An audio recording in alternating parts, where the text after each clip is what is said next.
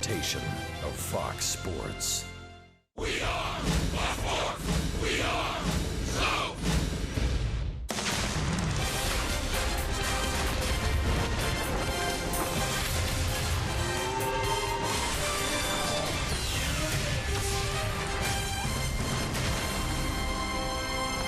After a rainy start to the day in Atlanta, the skies are lightening and the tarp is off. We are going to have baseball. It's the final time the Braves and Nationals will hook up, and a chance for the Braves to take 2 out of 3 from the Eastern Division leaders.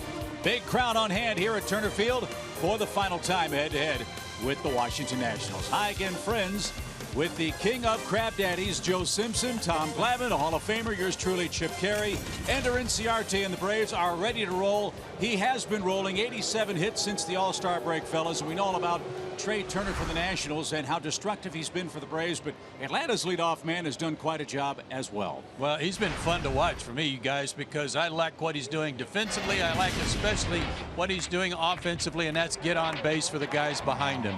3 hits yesterday, led off the ball game with the base hit, and driven in by Nick Markakis. You think Kemp, Markakis, and Freeman don't like seeing this guy get on with his speed? Another hit in the 3rd inning. Whose turn was it to drive him in this time? Well, how about Freddie Freeman? Almost a 300 average for Inciarte. And oh, by the way, here's another one just for good measure. And Nick drove him in on this occasion too. But his on-base percentage is up over 350 now. So when he's getting on, the way the guys in the middle of the order have been swinging the bat, they're getting him home. So look only one place, and that's at number 11, what he's doing. Well, there's a reason the Braves are excited when they got him from Arizona, and part of the reason was they wanted him to be their leadoff guy. And man, you see what he's done: 342 average, 398 on base when leading off an inning. So I think for the Braves, to see what they've seen out of him the second half of the year, I think is going to answer a lot of questions going forward for them, particularly for next year. Who's going to be their leadoff guy? He has made a strong case to be that guy. And he's going to be facing a man in Joe Ross, who's coming off the disabled list, hasn't pitched in the big leagues since July 2nd. Freddie Freeman's back in the lineup. The Braves try to take 2 out of 3 behind Matt Whistler as we get to Braves Nationals baseball after a break. Atlanta Braves baseball is presented by Academy Sports and Outdoors. Right stuff, low price, every day.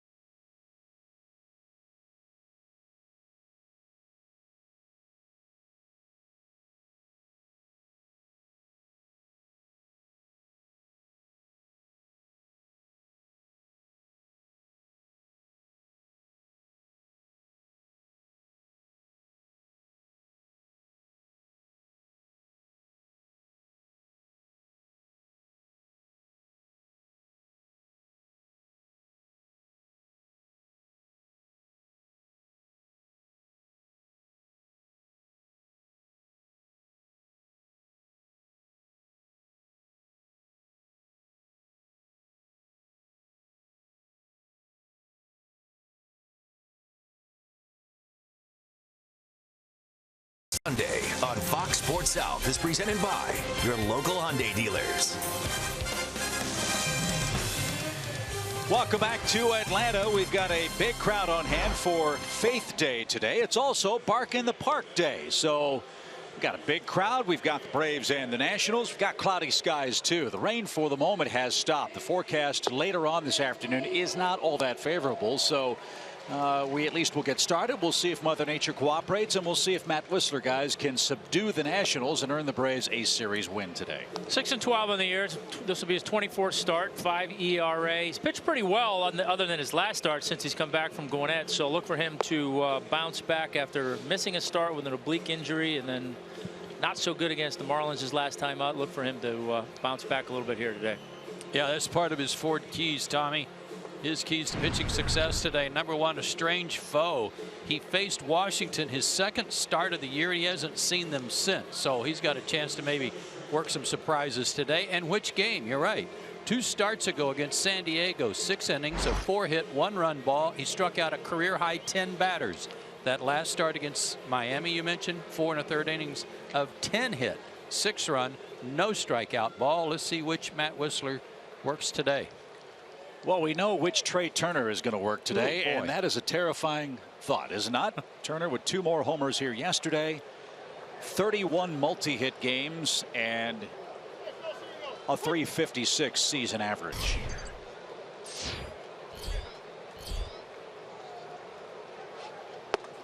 And Whistler's day's off to a good start. A first pitch strike. Trey Turner has 27 hits in 56 at bats against the Braves. That's a .482 batting mark. And fellas, we've talked a lot about how Matt Kemp has legitimized the Atlanta lineup by hitting 4th. I think it's safe to say Trey Turner has done the same thing out of the leadoff spot. And this one shot up the middle. Peterson to his right. Makes the throw, and Turner with his great speed nearly beat it out, but he's retired, 1 down. And the Braves not been shifted a little bit for Peterson being up the middle. That's a base hit. He's been incredible. 6 homers mixed in there too. So with Turner hitting first, everybody else can slot down. He can hit Jason Worth second. Today he's got sort of a makeshift lineup, giving some of his regulars a rest with a big lead in the division. Part of that too, the disappointment of Ben Revere at the top of the order, hitting .218, bad on base percentage. So Turner's filled a big need there. And Revere's in the lineup and batting 6th today. Here's Worth, and another strike. Worth at .247. He's hit 20 homers. In fact, the Nats have 5 players who have hit 20. Jason's knocked in 64. And this one's lined to second, almost the same spot that Turner hit his ball. This one caught on a line, and 2 are out. Perfect defensive positioning so far. I'd say so, and I don't think Jason Worth is real fond of it. Like, what's that guy doing there?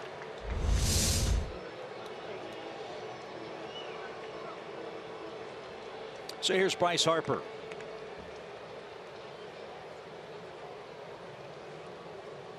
Harper with 24 homers. He's knocked in 81, hitting .242. This is something we talked about with Matt Whistler in previous starts too, about 2-out focus. Sometimes he'll get 2 quick outs and then run into all kinds of trouble. Like his fastball though, setting that up, establishing that early. Yeah, absolutely. He needs to. When he does, he pitches well. Makes that slider of his that much better. Teams are simply not pitching to Bryce Harper. Amazing stat in the always interesting Nationals notes. Last 40 games, Bryce Harper has 36 hits and 30 walks. So he is getting on base, but not getting an awful lot to hit. In fact, Harper tied for first in the big leagues with 105 walks this year. Yeah, at what point does the conversation start with him that started about Joey Votto, that he walks too much?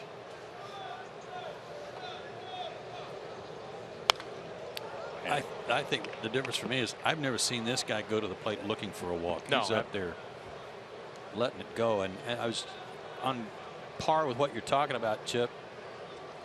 Harper against the Braves this year, just a .237 average. They've done a good job there. 3 homers, that's not bad. But he's driven in 14 runs, so he's made the most of opportunities when he's been allowed to swing the bat with guys in scoring position. Nobody on, 2 outs for him. And this one's hit up the middle. Again, the Braves shift. And it was hit right to Dansby Swanson. And an easy inning for Matt Whistler. 2 ground outs and a soft line out. Ender Inciarte will get things started for the Braves against Joe Ross next.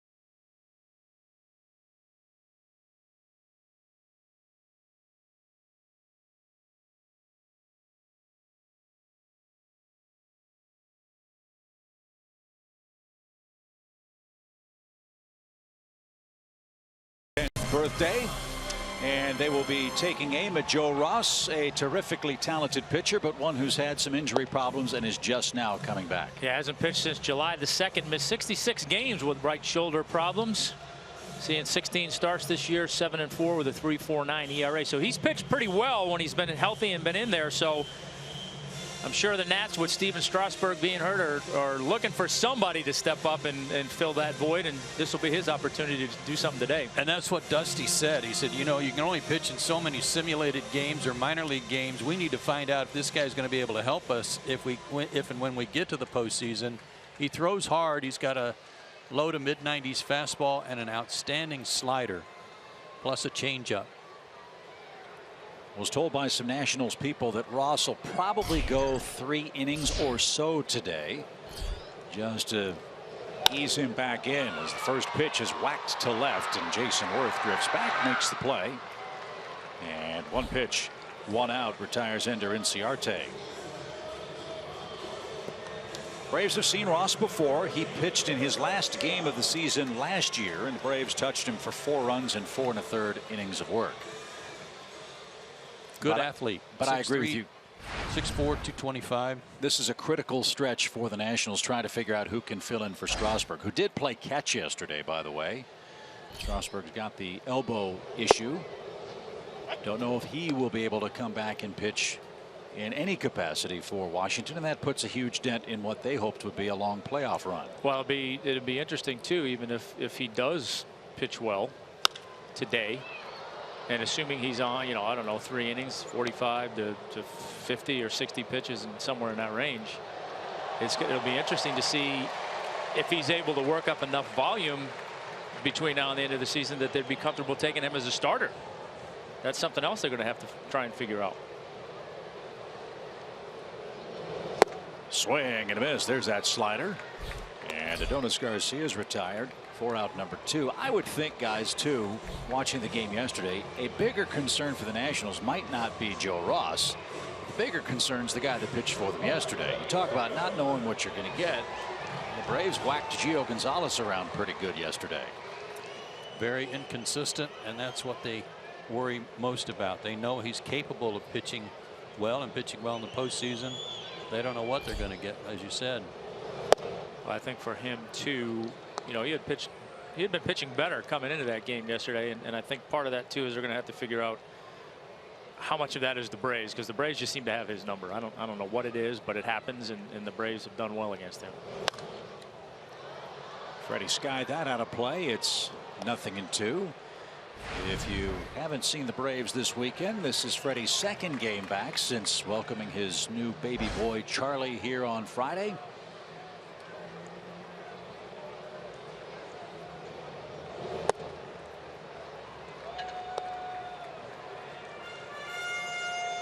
And he's got a 1-2 count. Freeman 1 for 4 yesterday. 30 homer season for the Braves first baseman. And he is down on strikes. Nothing wrong with Ross's shoulder. He was pumping mid-90s gas, and he got 3 outs on 8 pitches. Scoreless first inning underway.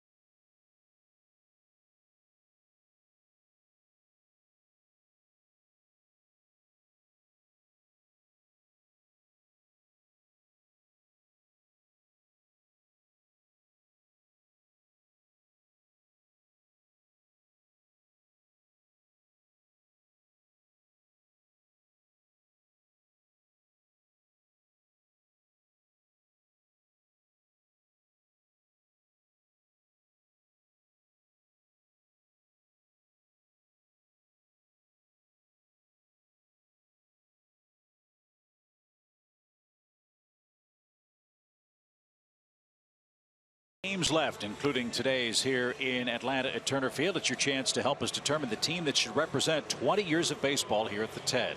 Voting for the Toyota All Turner Field team is now open, so tell us who you think should man each of the infield and outfield positions and a full 5-man All Turner Field pitching rotation. Go to Braves.com/Turner Field team through September 26th to cast your vote. Might be a few wet dogs in the ballpark today.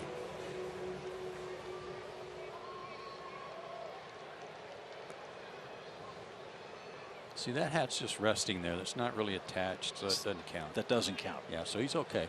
It's all right. You know about that, right, Tom? No. First the pitch to Robinson. We have very specific rules when we show our four-legged friends during Bark in the Park Day. According to the veteran member of the broadcast crew, the dog's attire is very important. No hats on dogs. That is not allowed. Yeah, it embarrasses them. Okay. But bandanas, uniforms, shirts, footies, whatever else you want is great. Yeah, I can see where the hats might be a problem. The bandanas are cool. Yeah. Not a big fan of the jackets and the sweaters, but yeah, I'm not either. Great Dane up there. That was a beauty. Lined into shallow center and just out of reach of a leaping Dansby Swanson. And Clint Robinson has the first hit of the game, a leadoff second inning single. Didn't look like a bad pitch. No, it sounded like he broke his bat a little bit. Yeah, up a little bit. Not in where he wanted it, but that's just a strong man getting enough of it to get it over the infield.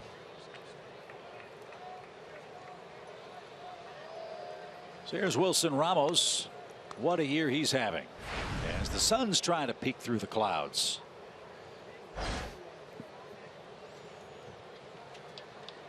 Ramos at 302, 21 homers.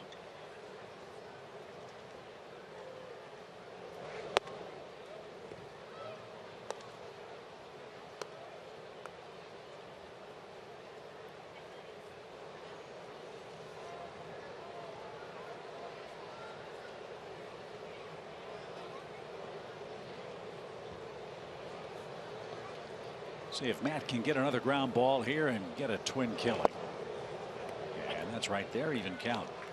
I know this guy's going to get a big payday as one of the premier catchers on the free agent market this coming winter.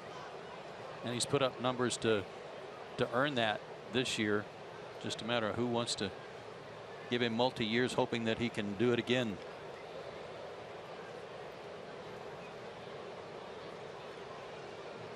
One ball, one strike. Just missed. Good pitch. Does that scare you a bit when you think about guys having career years in their walk year, and Ramos hitting 60-70 points higher than his career average this season alone? Got to scare you a little bit.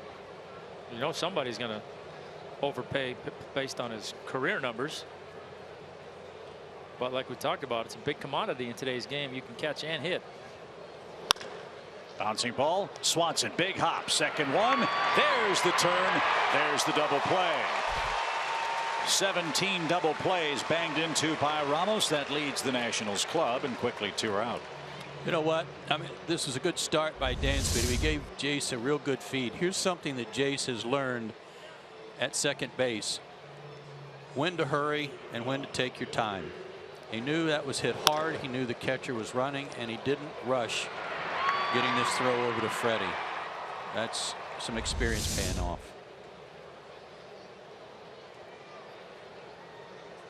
So Ben Revere's the batter.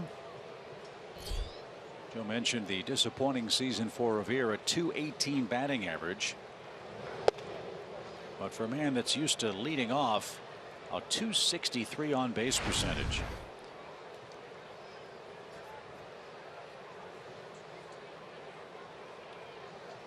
$18 walks in 330 at bats. And a ground ball to short. Dansby scoops that up. Whistler sharp through 2 innings. He allows a hit, gets double play and a ground out. And Matt Kemp's going to lead off in a scoreless second.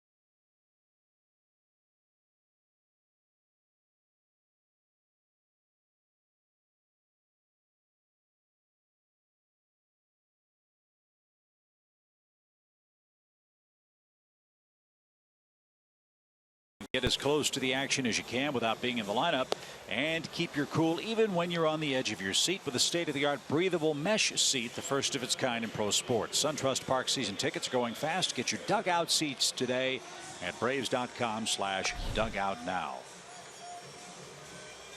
They're all looking good today. Now see, there's a good-looking bandana. Yeah.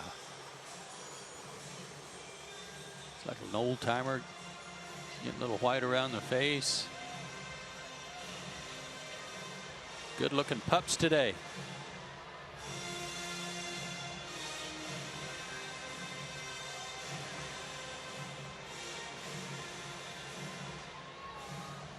Well, we'll see who'll be woofing after this one between Ross and Whistler. They've traded zeros through an inning and a half. Matt Kemp will lead off for the Braves. Markakis and Flowers to follow.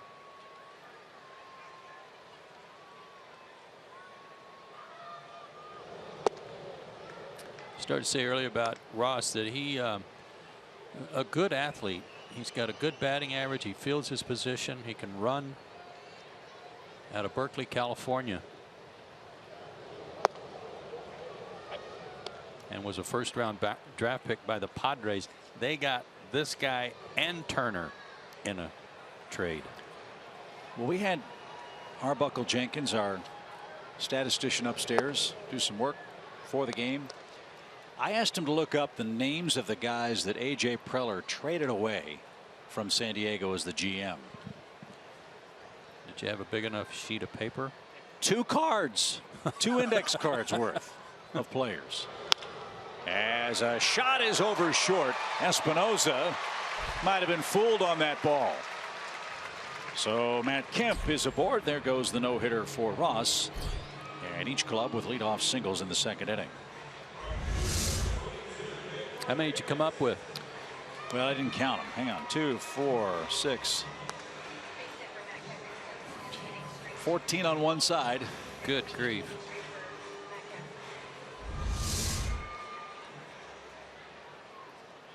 $36. No kidding. And how many years? Year and a half, 2 years.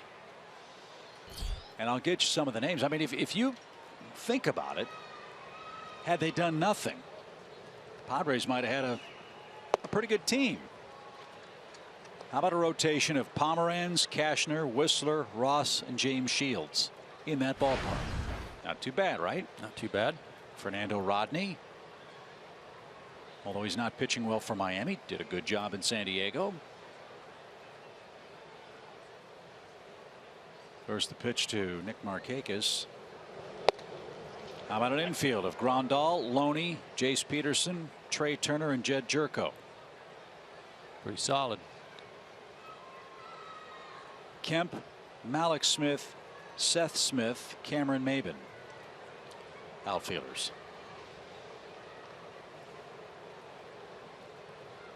1 ball, 1 strike for Markakis.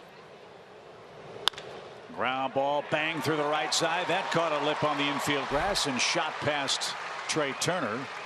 And the Braves have back-to-back hits to start the second. Well, did he trade Kimbrel too? Or was Kimbrel before him? He acquired Kimbrel and then he traded him. But I think A.J. Preller, for what he's attempting to do in San Diego, and that was they went for it, didn't work, and now he's got to rebuild and acquire more prospects. I think he's got bigger fish to fry with Major League Baseball. Suspended 30 games for the, what would you call it, medical records gate situation. 2 separate sets of medical records, 1 internal and 1 external, and some trades were questioned, including that one with Miami that saw Colin Ray blow out 4 innings into his debut in Miami.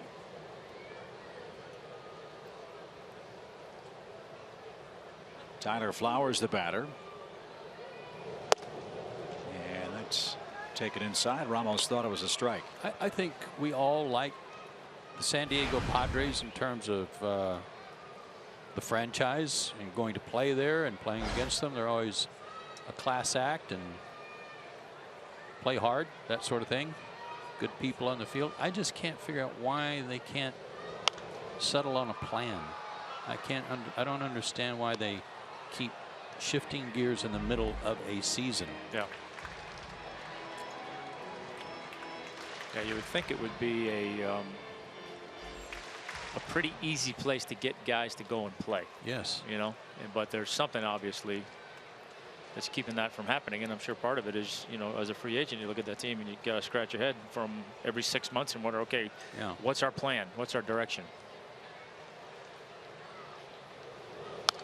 And I would think from a player's perspective too. All right, if I'm going to sign as a free agent, I'm going to move my family out there and I'm going to make the commitment to be a part of the community and a part of the ball club. Am I going to be shipped out in 18 months again? Yeah. Yeah, that's the point. And they have a new TV deal that's wonderful. Gives them a lot more flexibility to go out and get those type players that Tommy's talking about. It should be one of the great destinations, especially for pitchers. Yeah. But the suspension of A.J. Preller is almost unprecedented. I can't think of another example where a GM has been publicly rebuked And we can argue whether it was severe enough or whether it was intentional or not. They say it wasn't. Well, how can it not? How can it not be intentional when you have two different sets of records? What does that doesn't speak of transparency to me.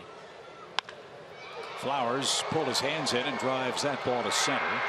Revere drifts back, makes the catch. Kemp's going to tag. He's going to head to third.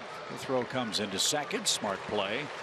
And a productive out for Flowers. First and third for the Braves. And Jace Peterson, a former Padre farmhand, is coming up. Well, the Red Sox got mad because they found out that Drew Pomeranz was getting some treatment that wasn't listed in the paperwork when they got him. The Marlins trade, they had to make good and take Ray back and send a player back. So obviously somebody else in Major League Baseball got real upset when they discovered that this took place, and it was a big enough issue that the commissioner stepped in and told A.J. Preller to take the month of September off.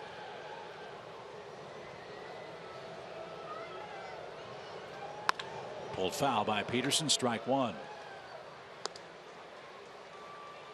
But everything that I've read, this isn't the first time Preller's had a run in, as far as, shall we say, if not necessarily breaking the rules, certainly not abiding by the spirit of them. Right.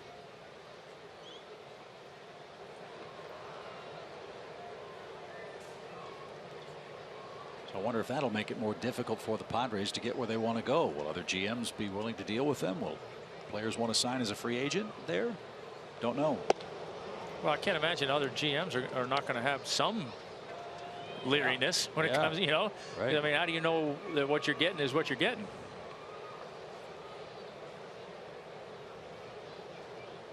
So that's a real mess for the Padres, who stand at 62 and 86 in the National League this year. 1 ball, 1 strike from Ross. And that's pulled through the right side, a base hit. Kemp will score, and Jace Peterson extends his hitting streak to 5 games. It's a happy welcome back for Jace, who turned an ankle here on Friday. Didn't play yesterday either. And he drives home his 28th run of the year. I think that was a hanging slider. First one that didn't have a real good bite to it.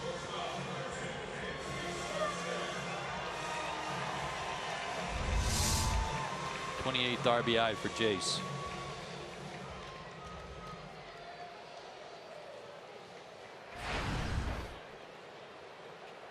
Dansby Swanson, 2 homers this year. Both of them have come against the Nationals.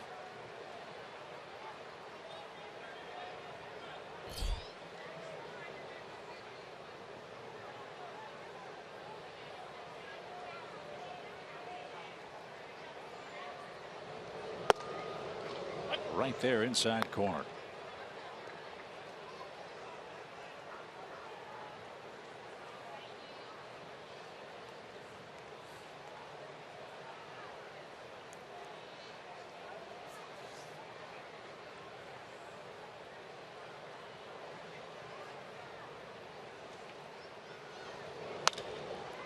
Slicing down the right field line, but that's in the first row seats. He's talking to one of our camera operators, Tim Smith, today, who spent some time up in Nashville, lives up there, and was talking about how the people in Nashville are following Dansby's every move.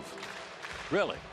His connections with Vanderbilt, of course, and they are all over him and enjoying his early success here. So hello to you folks in Nashville, and we're with you. Yeah, I was going to say, we're enjoying it too. Yeah.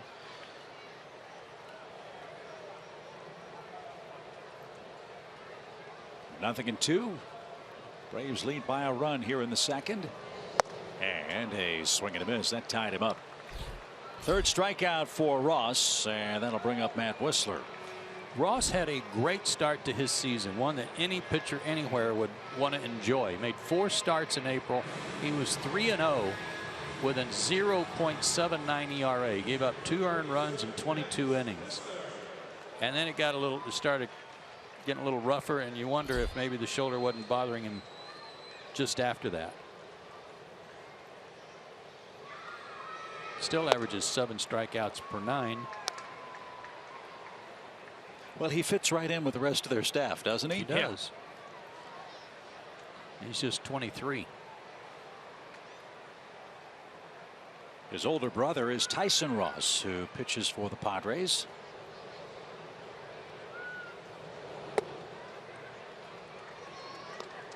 And the pitch to Matt evens the count.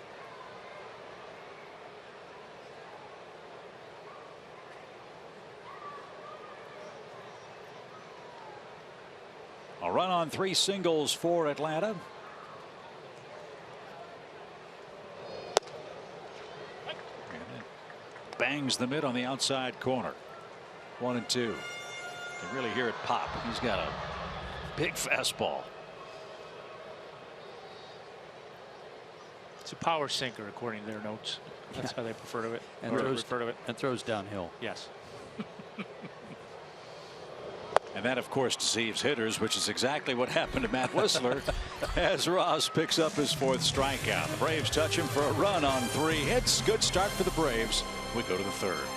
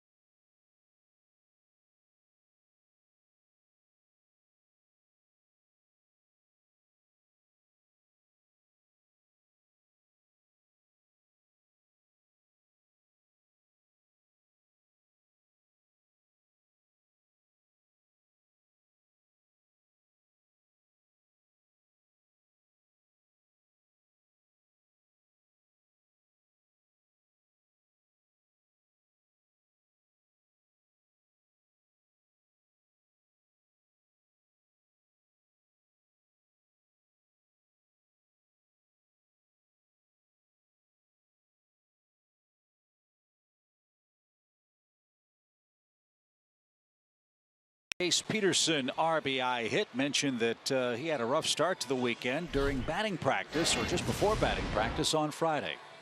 Yeah, it looked like he were taking a little infield practice, and he had a misstep right here, left ankle, kind of rolled it, and was sent in to get some treatment on it by Terry Pendleton. Looks okay today.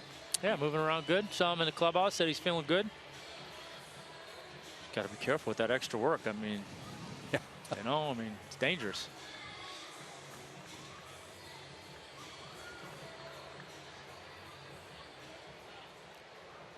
Double duty. That just seems like a lot of work to me. I mean, it's hard schlepping your kids down here to a game, let alone your dogs. Which do you think would be tougher? 2 dogs or 2 kids with cotton candy and Cokes? Oh, goodness. Now you think about it, you bring just a handful of treats and small bowl, you put some water in, you got it made with the dogs. Yeah, but what, you know, I'd have anxiety all day long because you know they have to go to the bathroom at some point in time. Now what? Well, I think they have. Well, first pitch to Espinosa's popped up. And Dansby says he's got it, and he does, right in front of Ender. Espinosa's retired. I assume they have, what would you call them, doggy rest areas up there? Yeah, it's kind of a poop stoop over there that they take them to and let them do their business. I don't know. I'm not doing it. Sorry. Okay. I'm not going to bring in my dog down to the ballpark. Oh, I thought you meant. Oh, yeah. Oh, okay. But I'm not going anywhere else with that. I was about to drop too much information on us. As Wilmer Defoe is the batter. There you go. Place to cool off. Find the right one.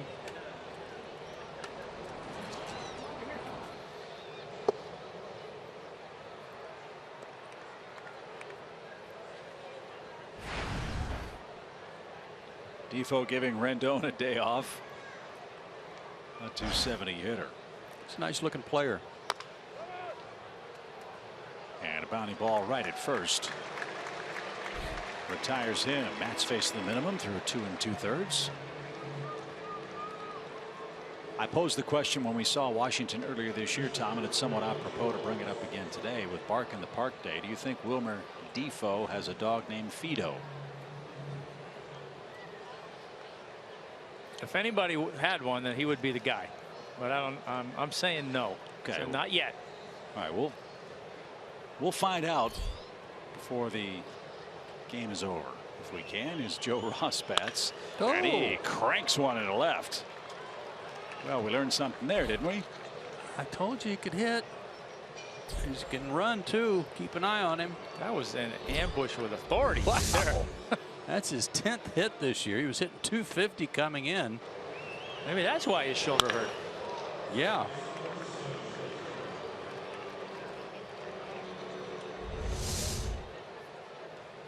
I think he's pinch hit. Let me double check that. He has. He's 1 for 1 as a pinch hitter for Dusty.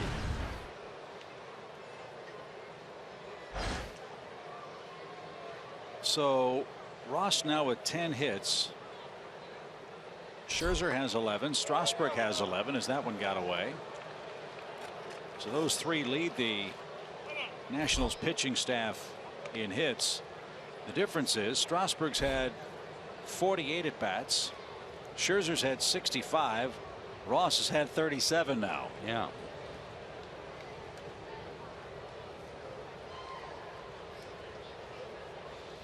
Scherzer, if I'm not mistaken, leading the league in sacrifice bunts, I think, which is the more important of the jobs. He's got 12 of those. So a dangerous hitter in a dangerous spot. Trey Turner, and he shoots one to center right at Ender, and Matt's able to work around the hit to the pitcher that came with 2 outs. He leads by a run. NCRT will lead off the Braves third.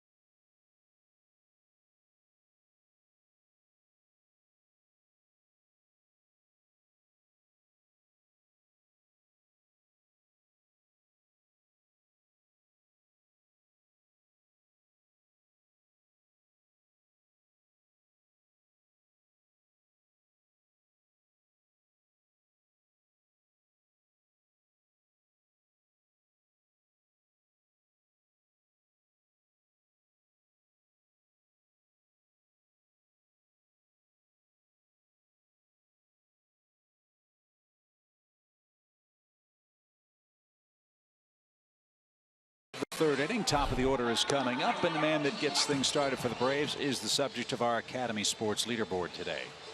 Last 30 days, you're looking at a couple of the hottest hitters in the game, and Trey Turner and Ender Inciarte. Matt Kemp right in there too.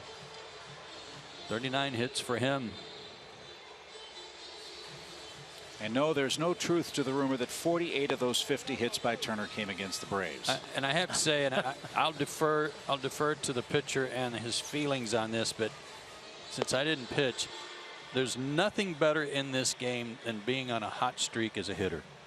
When you're going that good and you're coming to the park every night, you're getting two or three and then 2 the next night. There's nothing better, and I don't know what the pitchers might do to compare to that. I don't know, because it's not, you don't, at least as a starting pitcher, it's, you got 4 days in between, so it's, every 5th day you're going out there, and it's hard, sure, you had a good game your last time out, or maybe the last 4 times out, but I don't think you feel the carryover like you do from night to night when you're hot as a hitter. I don't think so either, and it's a real baseball high to feel like you've got it locked in and you're seeing the ball and nobody can beat you.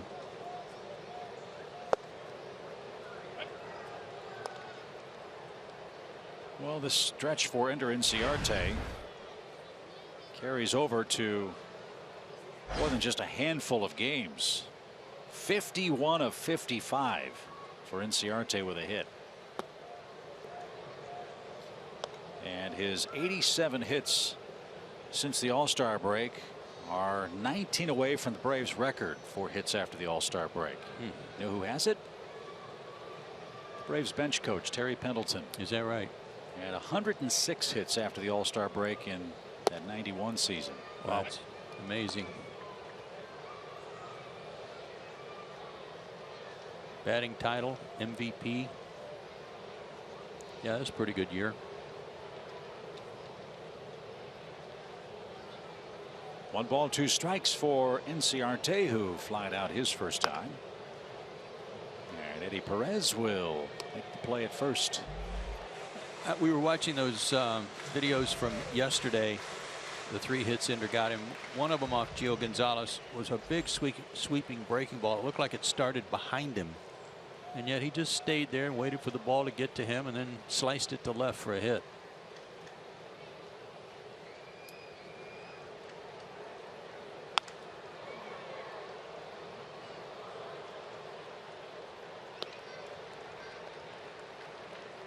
Very nice grab. Very simple approach. They can't overplay him one way or the other, although Revere in center does have him shaded over into left center a little bit. But no infield shift. He's using everything.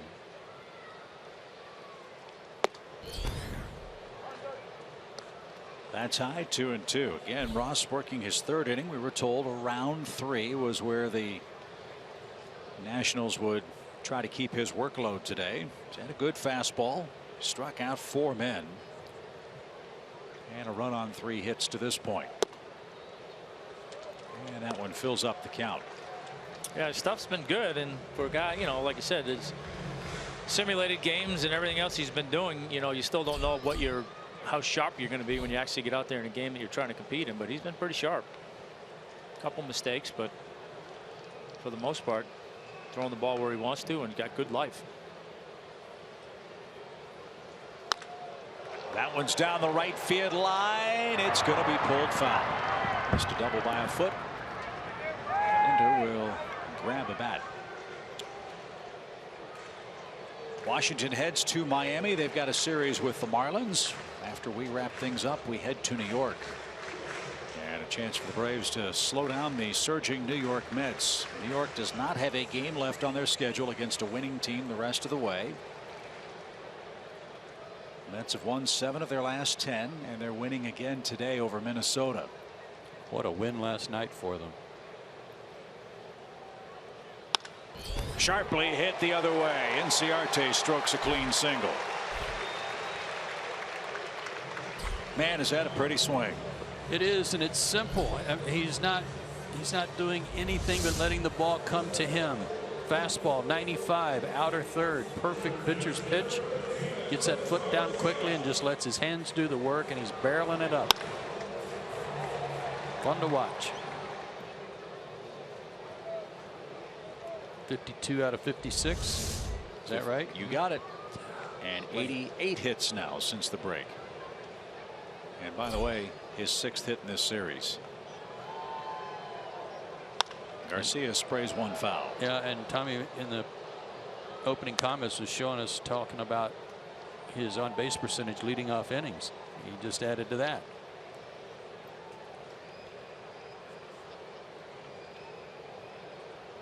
And in the even bigger picture, not only are things flowing personally for Inciarte, but what a difference that has made for the rest of the lineup.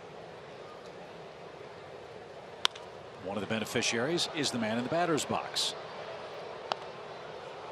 Adonis Garcia, our Georgia Lottery hitting the jackpot feature. He's been hot for the last month. 21 out of 23 for him. Well, it's kind of the same effect as Matt Kemp hitting behind Freddie Freeman. When Ender's on all the time and he can run, you know Garcia is seeing a much steadier diet of fastballs, trying to keep Ender from running, which I'm sure he doesn't mind seeing at all. Well, there's an old expression that protection for the middle of your order starts at the top. Because if these two guys are on, then you really have no choice but to pitch to those 3, 4, 5 hitters. And if they do their job, they're going to score a lot of runs. Yeah, and when you add in the threat of speed at the top of the lineup too, and make that pitcher worry about that along with trying to make good pitches, can cause some problems. Sharply hit to left by Garcia. 2 more are on for the Braves. This time nobody out in the 3rd inning. And Ross making his way to the third base foul line, shaking his head a bit. Couldn't believe that Adonis hit that. Well, he's up. I mean, well, Adonis, anything up there around his shoulders, he's going to level off on it. He's amazing that way. But the mistakes he's made, I wouldn't exactly call that a mistake. That was just some crazy hitting. But he's been upstairs a little bit. He's had a little trouble getting that good heater down around the knees.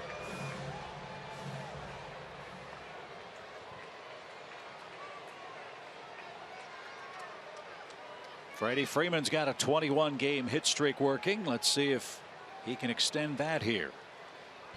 1-0 Braves lead it.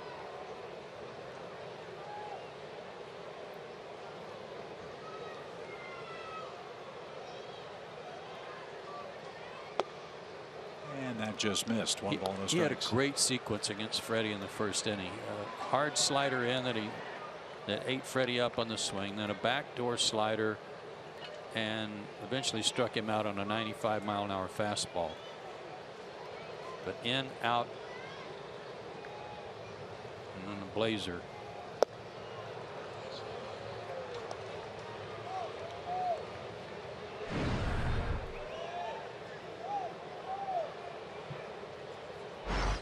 That hit streak the longest for a Brave since Dan Uggla's 33 game hitting streak. 1 ball, 1 strike.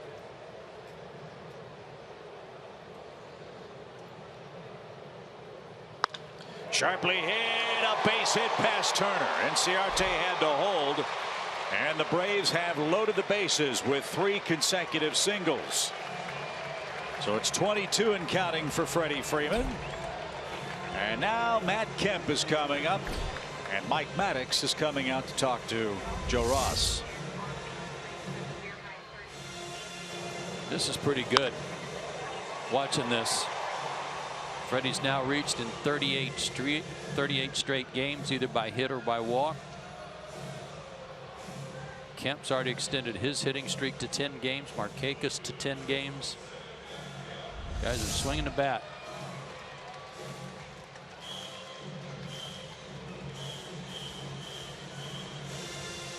That's why right now this is a Braves team that I don't think anybody wants to play, quite frankly, down the stretch. Braves have meaningful games coming up with the New York Mets, and meaningful games perhaps with the Detroit Tigers, who are having trouble with Cleveland again today. So here's Matt Kemp. 1 RBI away from 100.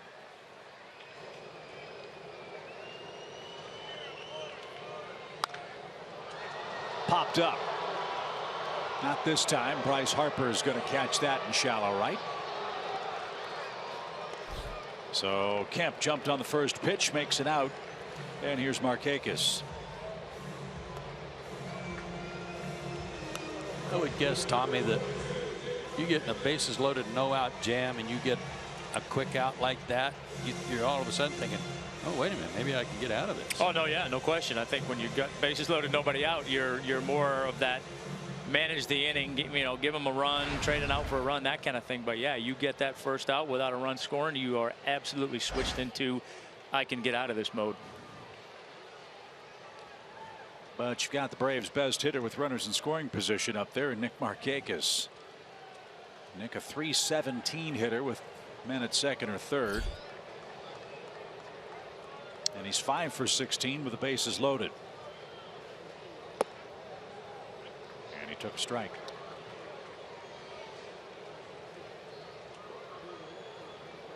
Nick's closing in on 90 RBIs. He's got a legitimate shot to get to 100. He's closing in on a .275 average too. Nationals now have some bullpen action.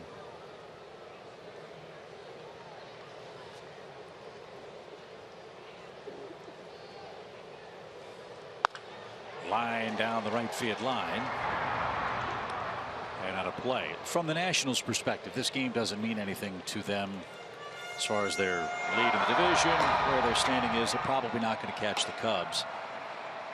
But obviously, I would assume how Ross feels after this game will be critically important for them, win or lose today. Absolutely, yeah. I mean, when you haven't been out there for a while, like I say, simulated games, whatever you've been doing, it's always different when you're out there competing at this level. And how he feels tomorrow is going to be the biggest thing coming out of this.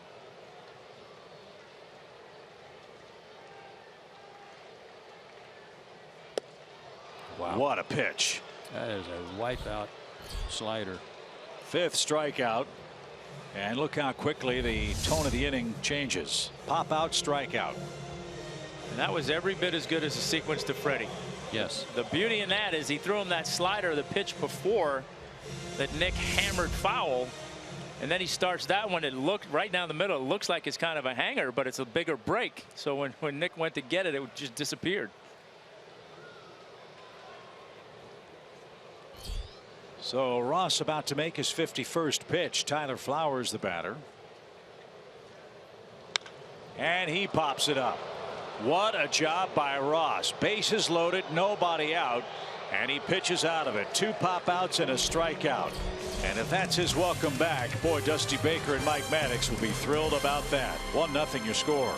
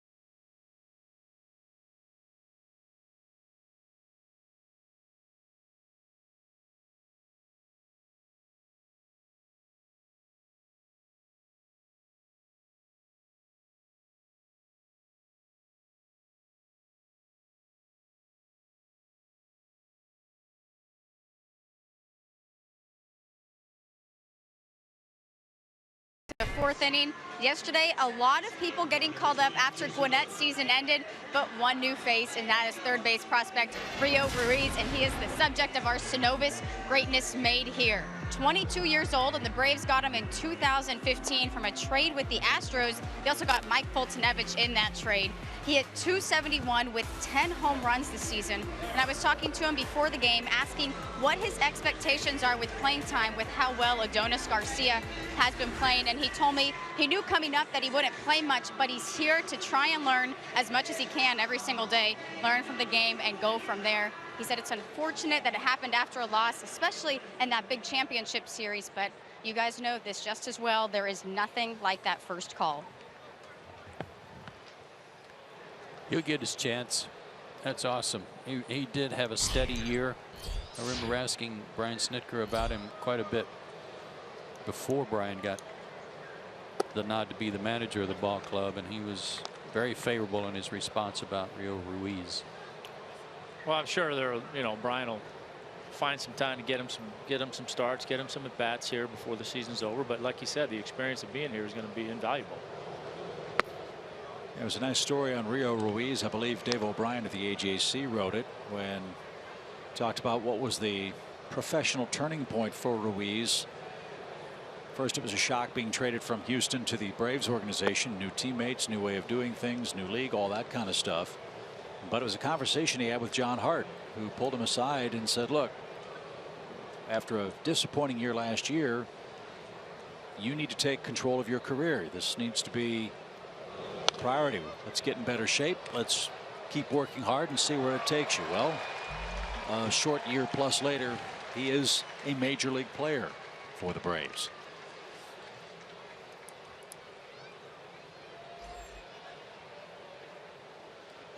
Jason Worth leads off the fourth for the Nationals. He lined out to second in his first at bat, and that one's into the club level.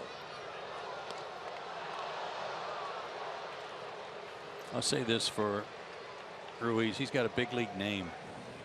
Rio Ruiz. Yes, he does.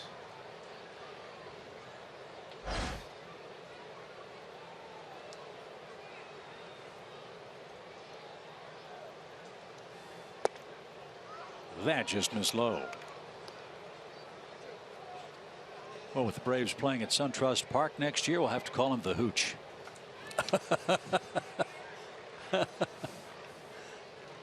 Good idea.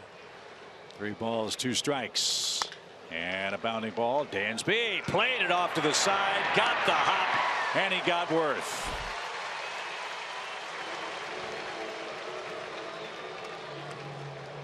Man, that is just having the experience to know where to put your glove, because that is an in-between hop coming up high and made it look easy. It wasn't.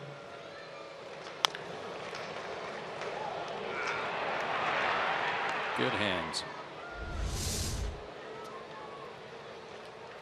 So Turner, Worth, and Harper are combined 0 for 5. Here's Bryce with 1 out.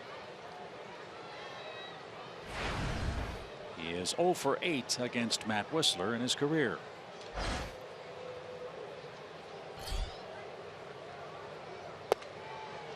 And to your Ford Keys today about which Matt Whistler. I think we're seeing good Matt Whistler so far. He's keeping the ball on the ground. That's what I like. Yeah, that's what I was going to say, the same thing. I don't know if it's just that he's been down in the zone more today, or if he's using that 2-seam sinker more today. I don't know what it was, but like I said, the chip Friday night, I hope he watches a guy like Scherzer pitch, because there's many strikeouts as he gets. We talked about how efficient he is. He's not getting 10 strikeouts and throwing 120 pitches in 6 innings. He's doing it deep into the ball game, and it's because he gets a lot of early pitch outs too. Harper lines it hard to Markakis, sinking line drive, and Nick to his knees. Made the play. That ball was knuckling.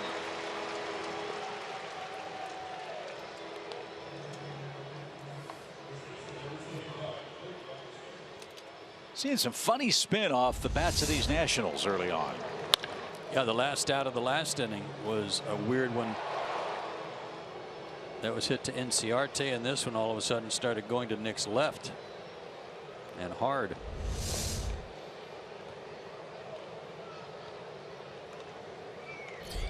Clint Robinson, the batter. Robinson's going to be an important player for Washington should he make their playoff roster. There's a real nasty right-hander, and they need to give Zimmerman a day off. He can play first base, he can play the outfield, and he can pinch hit.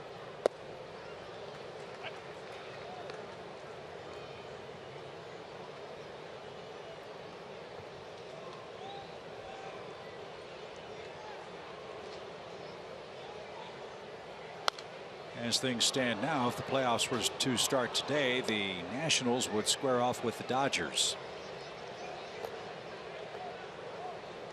And that has not been a favorable matchup for Washington. LA beat them 5 out of 6 times. But we're told Max Scherzer did not pitch against Washington, or excuse me, against Los Angeles this year.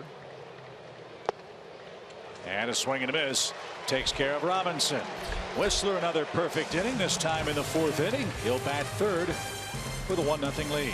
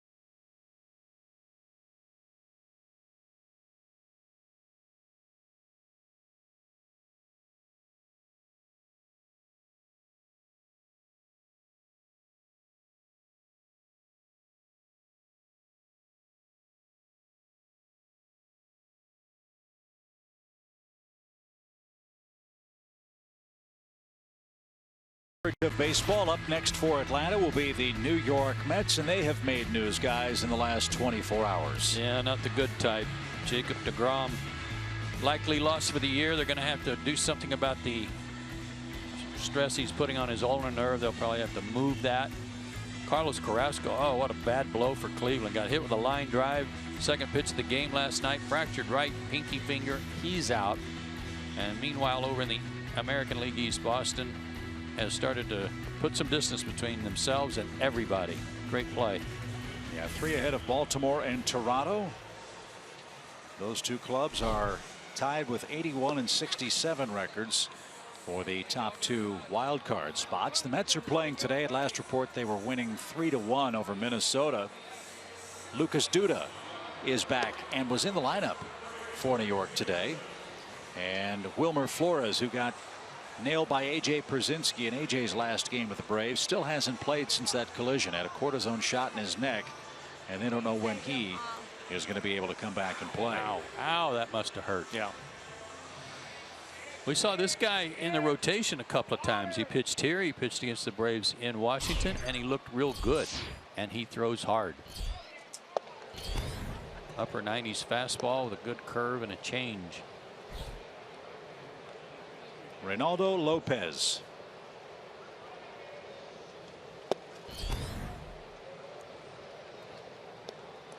I would say he threw great against the Braves. 14 innings, 2 earned runs.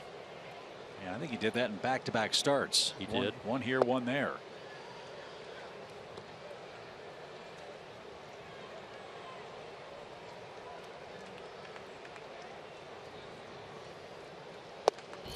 He's not just a good right-hander, but the Nationals notes tell us he's an electric right-hander.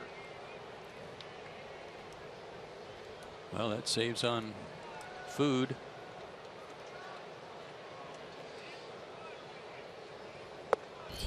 A little low. Full count. Fourth rookie pitcher in Nationals history with a 10 strikeout game. That came August 18th against the Braves. And that one's out of play, foul. Jace Peterson's the man with the lone RBI in the game. It came against Joe Ross. 3 innings, 6 hits, 1 run, no walks, 5 strikeouts, and a very impressive escape act in the 3rd inning. Bases loaded, nobody out. Got out of it. No runs across. And Jace will take a walk. That's the first base on balls from any pitcher in the game. And a good start for the Braves. I would say, other than Ross's fastball being elevated a couple of times in the middle of the zone, that I would guess Dusty and Mike Maddox are very pleased with what they saw. Yeah, it had to be stuff wise. You know, command was pretty good, you know, like we said, but you know, I think you see the same thing you see with a lot of guys in spring training or coming out of spring training, that making that out pitch takes a little bit of time, and I think that was a little bit of the case today too. Made some good pitches to get some strikeouts, but made a couple mistakes on 2 strike counts where didn't quite get the ball where he wanted to. But all in all, I think they got to be thrilled with that.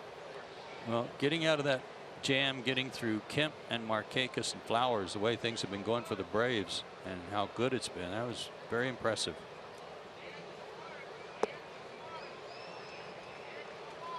So is Lopez pitching for a potential spot in the Nationals bullpen? We've said it many times, strikeout stuff always plays in postseason play.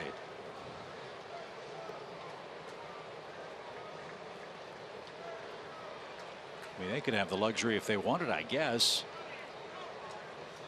First the pitch to Dansby. Runner goes. It's bounced foul.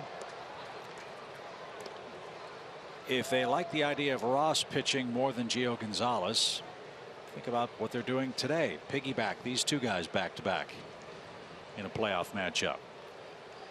Yeah, I mean, this guy clearly has the stuff, you know, but does he have, I guess, which I can't answer, they'll have to answer, does he have the makeup to be comfortable and survive in that environment?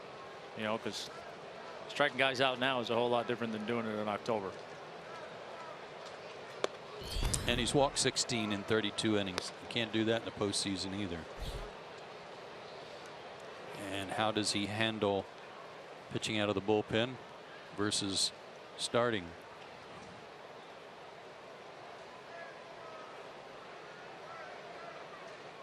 Well, the Nats have 2 weeks to figure all those things out. 2 weeks from today, we will wrap up the 2016 season, and it'll be here against the Tigers. 2 balls and a strike. Again foul. This one past Defoe. 2-2.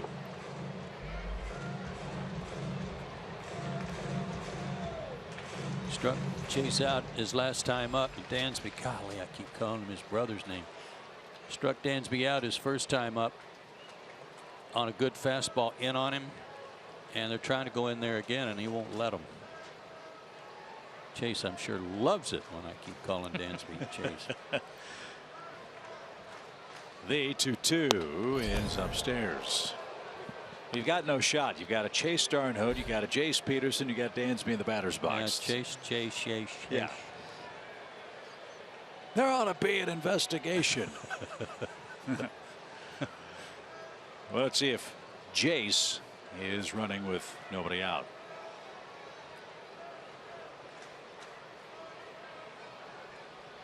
He is, and it's fouled away again. And that was a good swing. I don't know if that was a strike or not, but you want to know, I've said this before, if you're the hitter, you want to know. And yeah, it was a good pitch, excellent pitch. You want to know if the guy's running so that you're going to expand your zone just a little bit to protect him. You don't want to take a chance on a borderline pitch being a strikeout throw out. And Ramos can throw you out. Runner goes again. Pitch hammered toward right. Harper spun his wheels. That ball is over his head, and that's going to bounce high off the fence. Peterson around third is going to get waved. It's a double for Dansby Swanson, and the Braves extend their lead.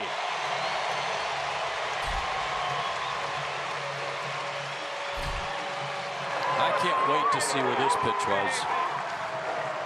It looked kind of up and in. Yeah. Wow.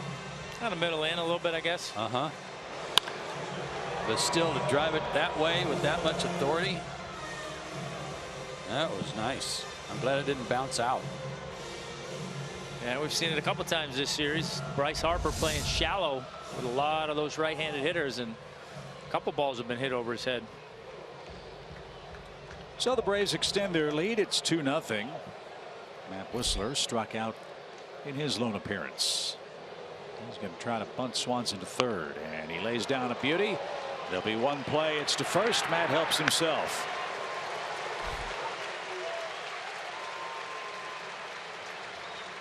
So the Braves have cashed in the walk. Let's see if they can cash in Dansby Swanson, who's 90 feet away. Right guy's up at the right time. It's Ender Inciarte.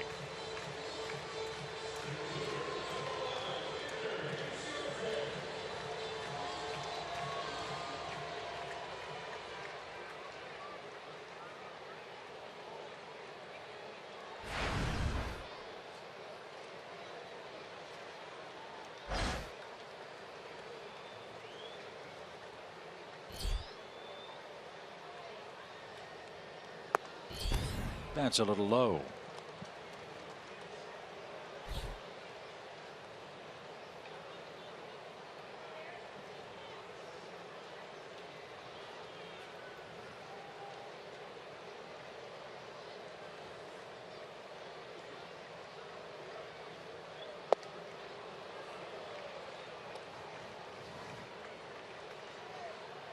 Inciarte set a Braves record this year. First player in Atlanta history with 2 hitting streaks of 17 games or more in a single year.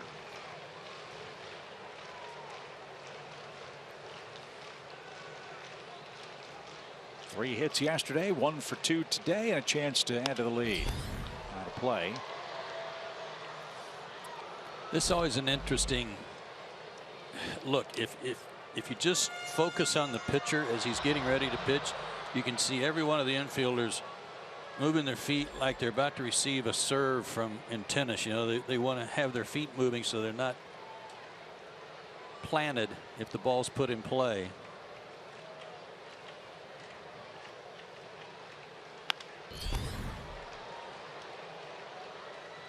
Nice job of staying alive there by Ender.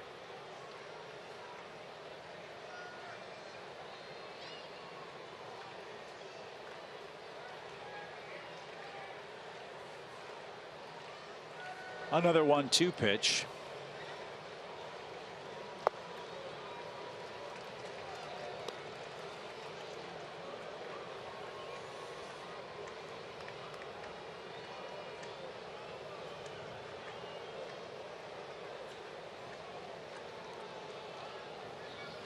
Ender's knocked in 27 runs. And he'll have to wait for another chance for 28. Off speed pitch fooled him. And that's the second out. 6 Braves have struck out in the first 3 2/3 innings. And here's Garcia.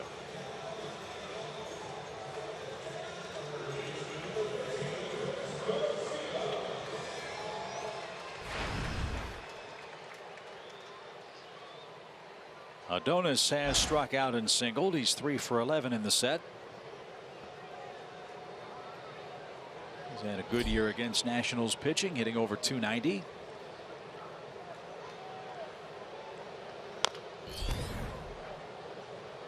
And he fouled that one at the plate. Strike one.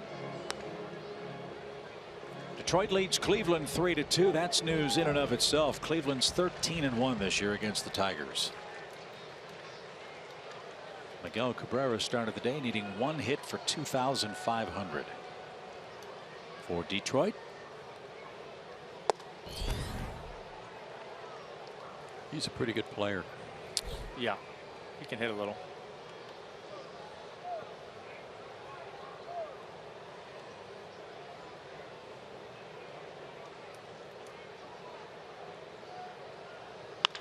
Bouncing ball. That's through for a 2-out hit for Garcia. So after wasting a bases-loaded situation last inning. The Braves manufacture a couple of fourth-inning runs, and it's now a 3-0 lead.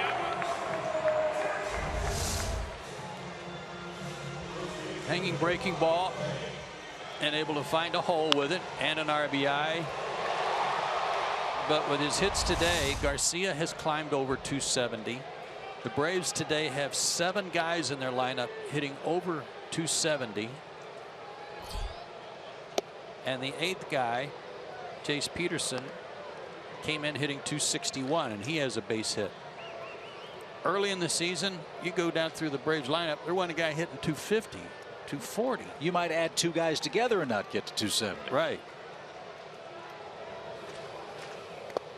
That one pops away from Ramos, and Garcia moves up 90 feet on a wild pitch.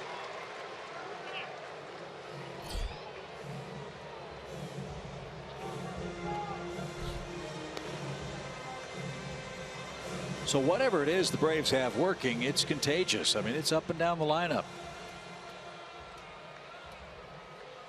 And now Freeman will be intentionally walked, and Lopez will pitch to Matt Kemp.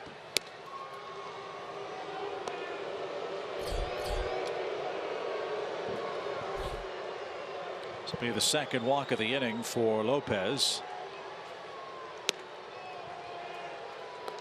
Yeah, he hasn't helped himself here today.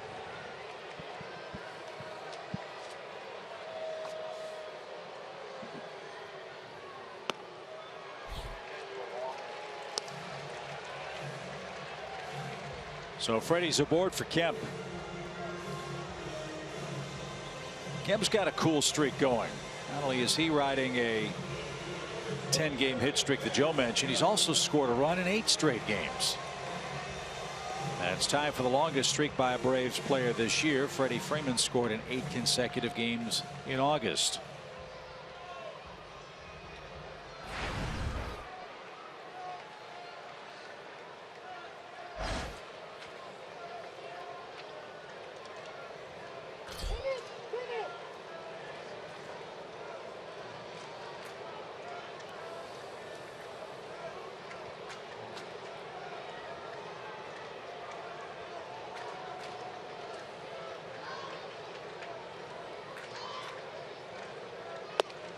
Matz today playing in his 44th game with the Braves.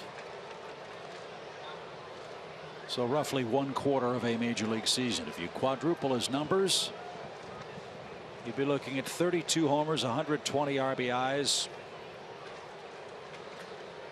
and 112 runs. Would you take that? You betcha. All day long. There you go. Popped up.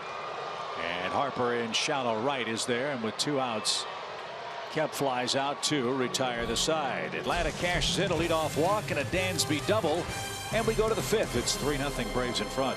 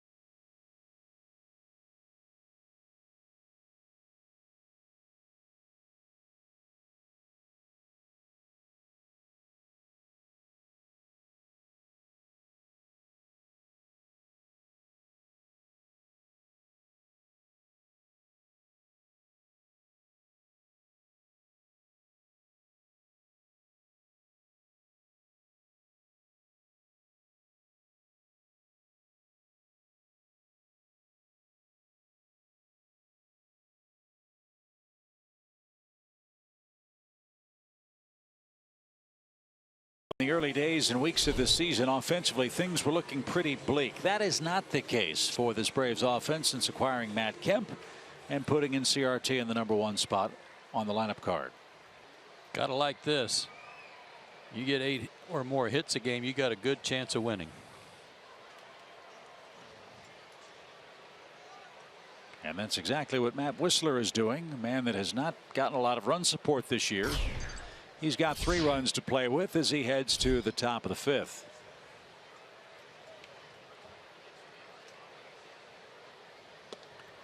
And Wilson Ramos, Ben Revere, and Danny Espinosa will be the Nationals trio that greets him. I'm not sure, but I think that curveball had Andy Fletcher ducking.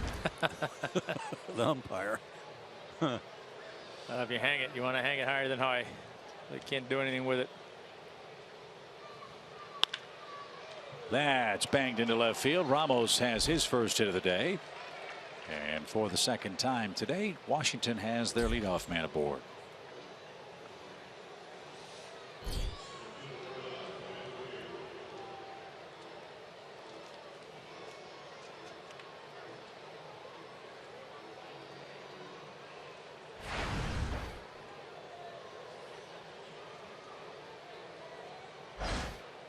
Ben Revere, the batter. He has 7 hits against the Braves this year. 2 of them were triples, and those came in one game, August 13th.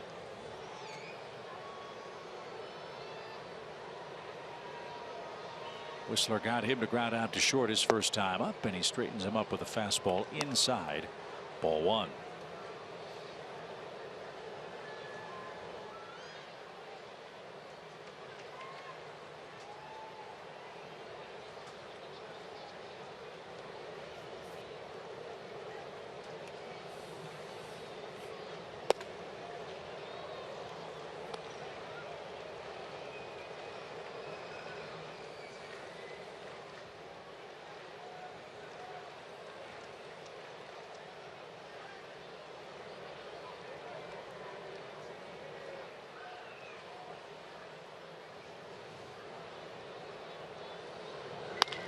Ground ball to second, ought to be 2. There's 1. Dansby to Turner. 2 double plays induced by Matt Whistler. He is getting the ball on the ground. Here's Espinosa. Gotta love this. Those atom balls. You know, Tommy, his command today has been much improved. And I don't mean just from the standpoint of no walks, but his misses aren't much. So he's making these guys understand that he's going to be around the plate and not just throw to the middle of the plate. No, for sure. I mean, when you're, you know, like you said, sometimes I think we get too focused on throwing strikes.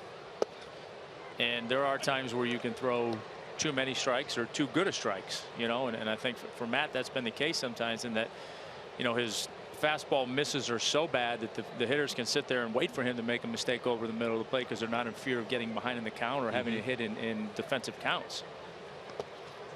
There have been games where his misses have been high and away into the right-handed batter's box for lefties, and he couldn't get it zeroed in, and then when he did, it was right in the middle. Right. Yeah, the overcorrection, throw it down the middle.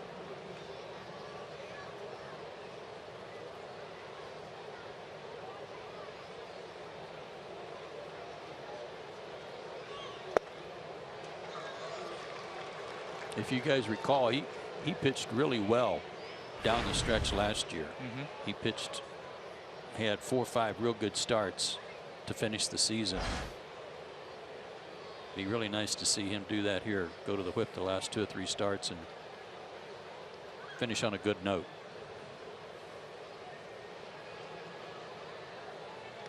Yeah, he did. Yes, he did. Espinosa was fooled and is struck out. Whistler's second punch out of the game. And we're halfway home in Atlanta. Braves lead 3-0. Nick Markakis will get things started for the Braves when we come back.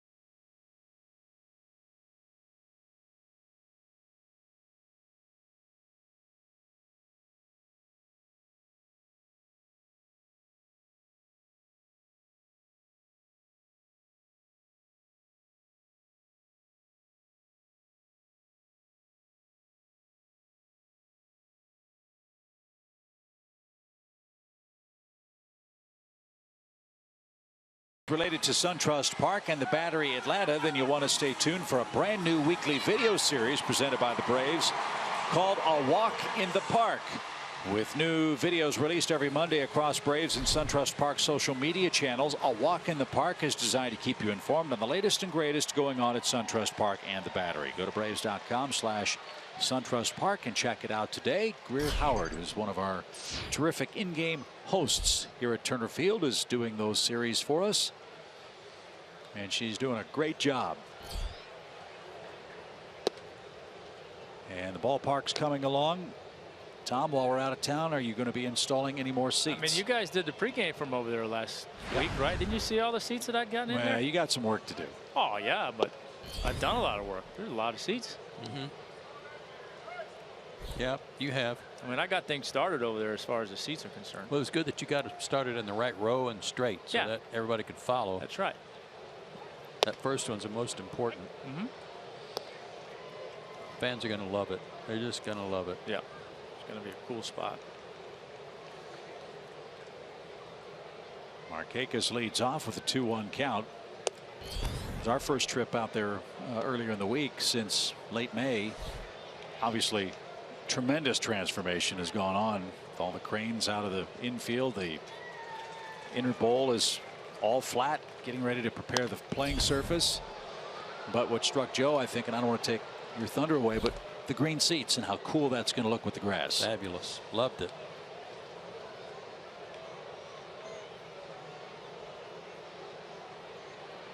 He was a great family pet, and they just couldn't bear to let him go. And Markakis is down on strikes. Asks if it was a strike. Not sure that it was. Lopez gets Nick. One away in the 5th. I want to throw a shout out to somebody who has been working their tail off. And not that he doesn't always, he does. But Ed Mangan has a responsibility of making sure this field is in major league playing level, surface wise, you know, keep it all in ship shape. And he's also working over at SunTrust Park, getting that all that subsurface ready to go. So he's spending a lot of time in the mornings, he told me, over there, then comes over here, especially when the team's at home like they have been for the last 10 days. And don't forget that he also was overseeing that new renovation for that ballpark in Decula, that Chipper Jones Field that they fixed up for Decula. He oversaw that. So he's been putting in a lot of time on these fields, and tip of the cap to Ed Mangan. Ed needs a road trip. Ground ball to short. Good luck. There's the second out as Tyler Flowers is retired. He's 0 for 3. I'm sorry. They're going to have the same pumping system over there that they have under the stadium. Yeah. I would think that's probably pretty standard in sports nowadays.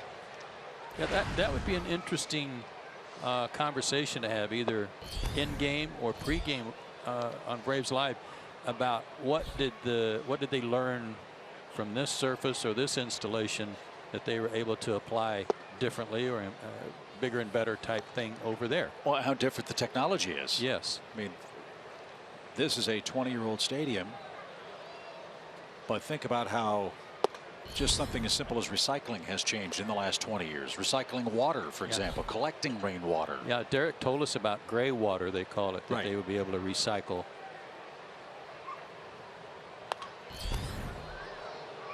Peterson fouls it back. 2 balls, 2 strikes. But I think a bigger concern for Ed has to be getting all the names for the blades of grass in proper order, infield and outfield. I think there'll be time for that. Well, I mean, because you can't plant a Joe where the Tom's supposed to go. That'd be a big mistake. Can't have that.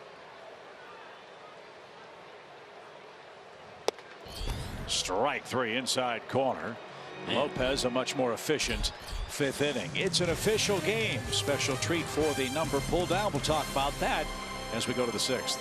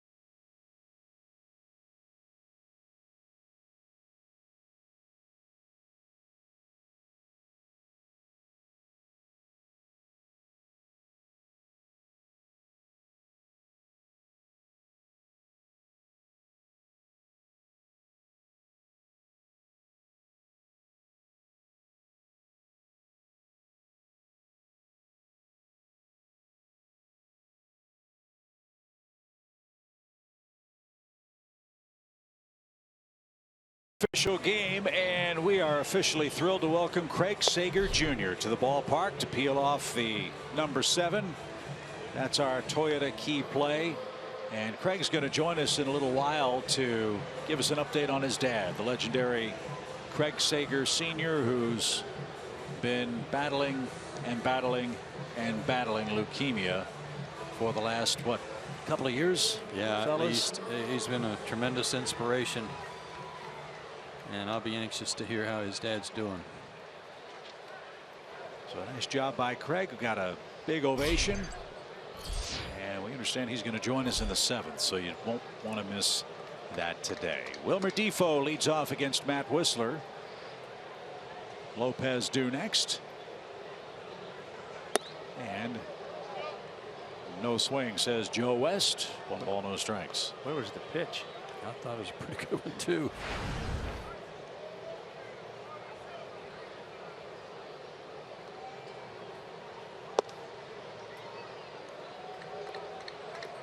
Word that Tom used earlier with regards to Max Scherzer, and you hope that some of the Braves starters watched Max pitch.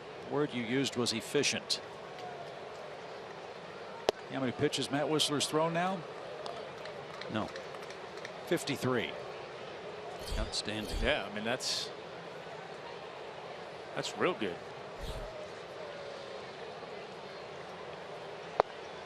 And the rain begins to fall. But the good news is it's an official game and the Braves are in front. So that'll chase some of the fans to the concourse. And that one's lined into center. Inciarte is there. And Defoe's retired to start the 6th. And Dusty Baker will go to the bench. He'll take Lopez down. Lopez gave up 2 runs in his 2 innings. And this will be Brian Goodwin. We've seen him before. Good looking outfield prospect, who might eventually take the place of Jason Worth when his contract expires. I wonder how they look at these 2 guys and compare them. Brian Goodwin, as you mentioned, a very highly thought of prospect, and Michael Taylor, who started the year for them and was playing well before being optioned back.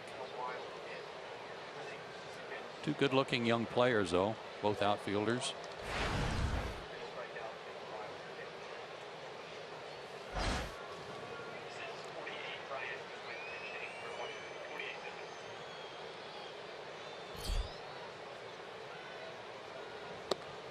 Up and away for Brian Goodwin.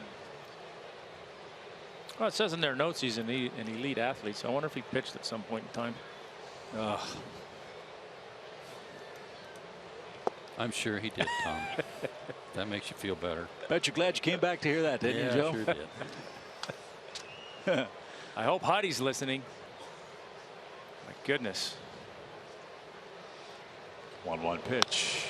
And that one's sprayed to left. Kemp's coming on, and he makes the sliding catch. And I used sprayed for a reason, because it's really coming down. Yeah.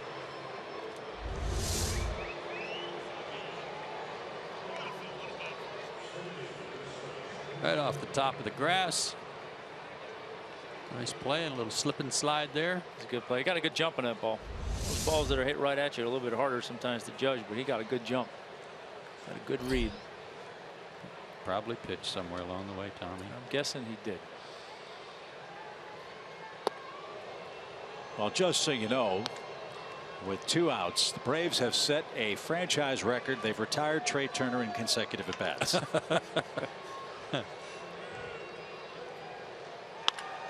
Well, there you go. That took care of that.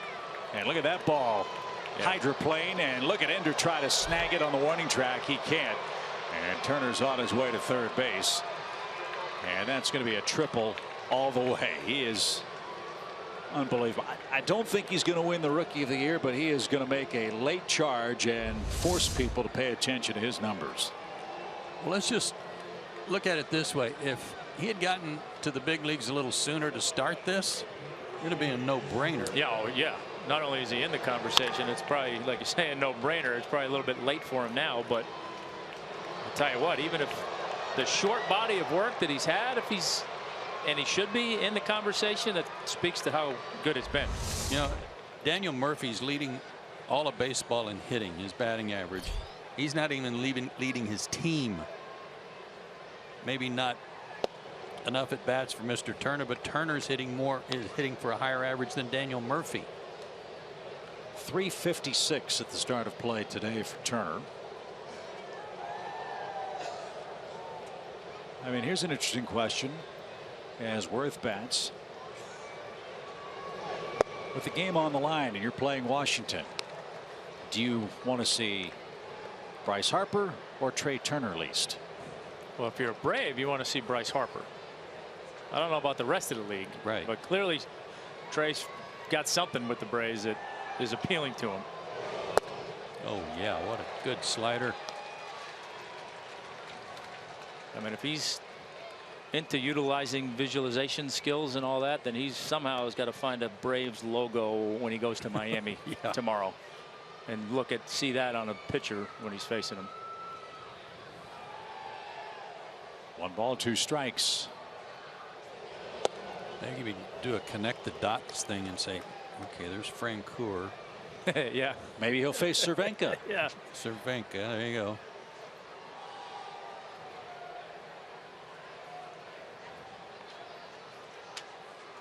It's really raining hard. I don't know how much longer will continue. Pitch is high. Miami trying to stay relevant in the postseason race. They're trailing 3-2 to the Phillies. They will bring Wei-Yin Chen back from the DL. Yeah, Miami went to left here and messed up in Philadelphia. It's really raining hard now. And Worth cracks one down the left field line. That's going to score Turner. So Jason Worth picks up his 65th RBI with a ringing double, and it's now a 3-1 game. And surely Joe West is going to call for the grounds crew. Yeah. I mean, the skies have absolutely opened up here in Atlanta. I'm guessing this is what Ed Mangan came out to tell him about a half inning ago. So Ed and his grounds crew will come out, try to get the infield covered. They're going to have a tough job. I mean, they are just now getting to the tarp, and you can see the infield dirt already very dark, and little puddles starting to accumulate at home plate and on the mound. And the warning track right below the tomahawk behind the plate already is underwater. So it's raining so hard we can't see the high rises in downtown Atlanta out beyond the 755 club, and that tarp is going to be very heavy. It was rain soaked and waterlogged before first pitch. Rain delay in Atlanta. 3-1's your score. A special guest when we come back.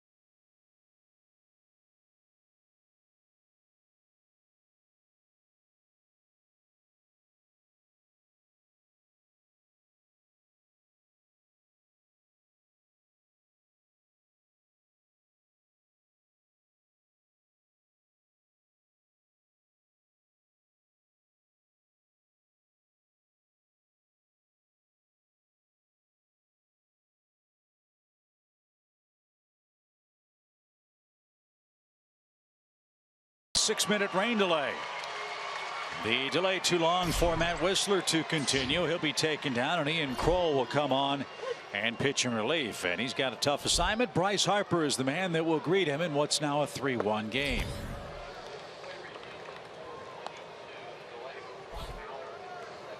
One hour and 7 minutes officially. Or 5 cookies, depending on how you want to look at it. Well, which was it? Well, unfortunately, 5 cookies. Unfortunately, 5 cookies. 1 ball, no strikes for Bryce Harper. And that's a little low. Ed Mangan and the ground crew did an excellent job. This field got pounded by rain. I mean, it was a lake in the outfield areas behind shortstop and second base. You can see the large amount of diamond dry that they had to dump on the infield just to make that somewhat less treacherous. And the skies are still very much threatening above the ballpark. And there's a letter high strike from Ian. 2 balls and a strike, your count.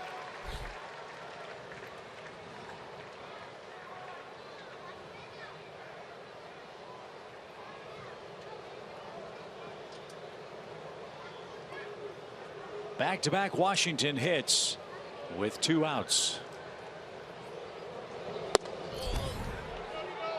No swing. Trey Turner had a triple, scored on Jason Worth's rain-soaked hit to left.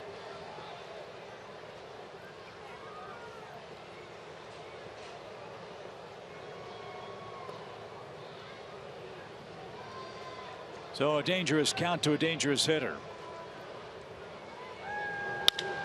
And Harper mashed that into the camera well down beyond the Braves dugout. Full count.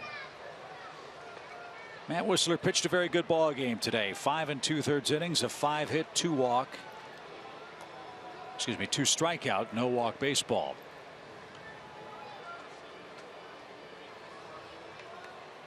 And he's in line for his 7th win if the Braves bullpen and Mother Nature cooperate.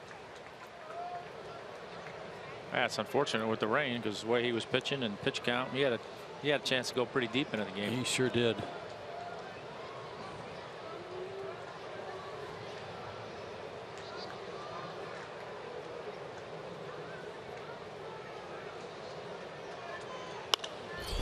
Fly ball, shallow center. Here comes Ender, still coming, diving try, can't get it, and Worth will score on a blue pit.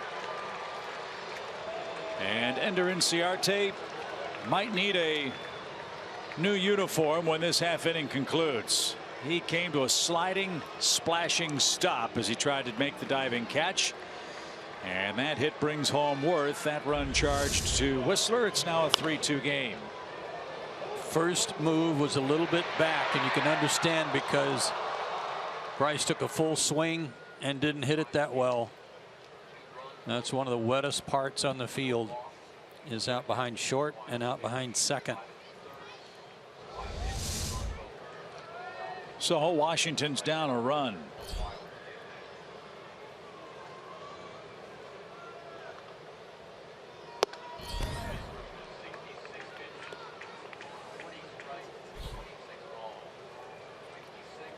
.66 pitches, by the way, for Whistler in his 5 2/3. So very efficient as well as very effective. But Washington with 3 straight hits after 2 quick outs. 1-1.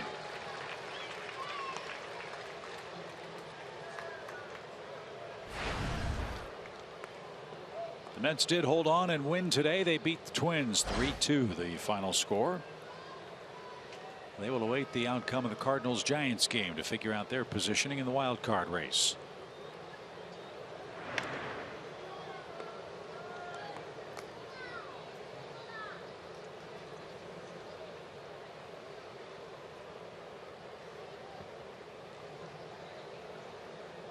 That Cardinals game features Alex Reyes and Alberto Suarez for the Giants.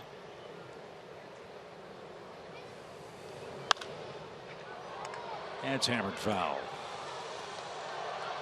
It rained dogs and dogs for 1 hour and 7 minutes on Bark in the Park Day. Not sure how many of our canine friends have waited this one out.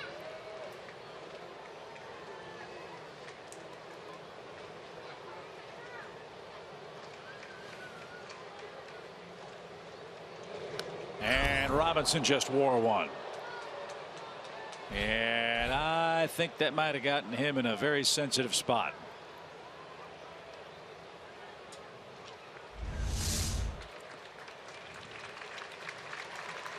Oh, right in the forearm. Arm probably went numb.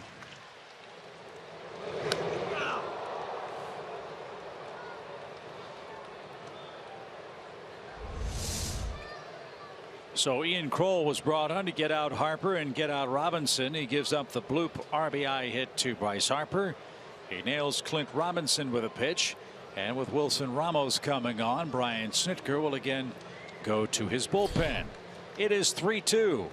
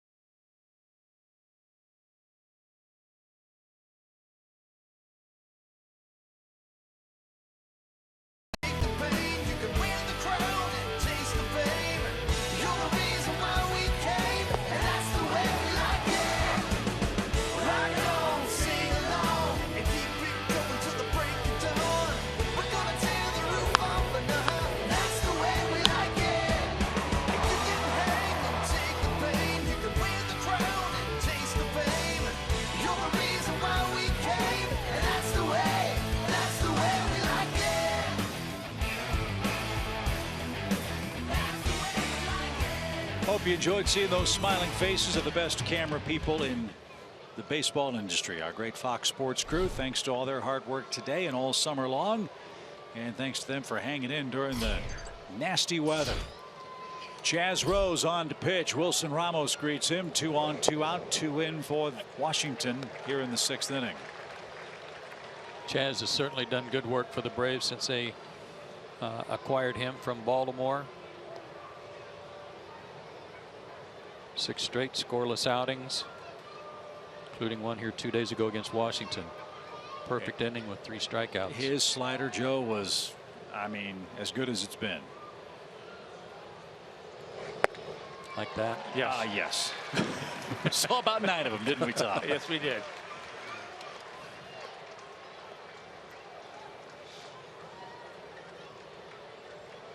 Quickly, 0-2 for Ramos.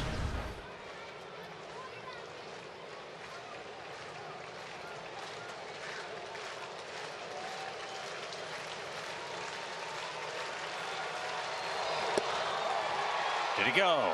He went around. Ramos tried to buy an extra strike but couldn't get it. And Rowe comes in and bails out Ian Kroll. Washington settles for 2 in the 6th. The Braves lead now 1.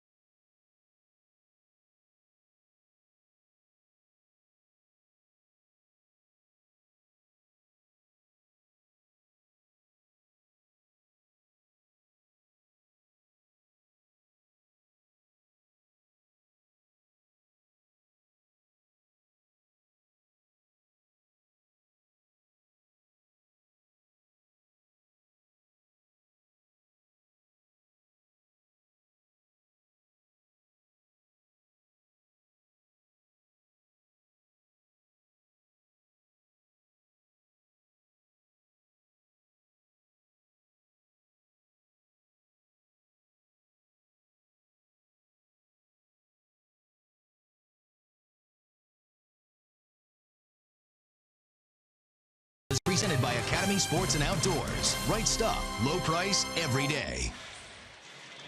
Joe, Tom, and Chip with you from Atlanta, where the Braves lead 3-2. The dominatrix of trivia, Gretchen Caney, needed the rain delay to come up with a suitable question to stump us today. With only a handful of games left here at Turner Field, today's question is, what pitcher holds the Nationals Expos record for most losses at Turner Field? Most losses by a Nat or an Expo here at Turner Field. Esteban Loaiza. It's a good call. New pitcher out there for the Nationals, Rafael Martin. It was a closer at AAA. 22 saves. 2 and 4, a 4.56 ERA at AAA. Sinker slider guy. Tries to get a lot of ground balls. He was at Syracuse.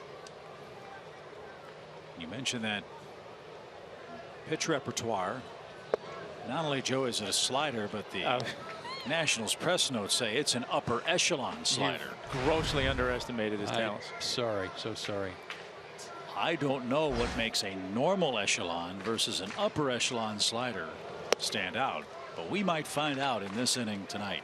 Well, if it's anything above the belt, that would be an upper echelon slider. Okay, that sums it up.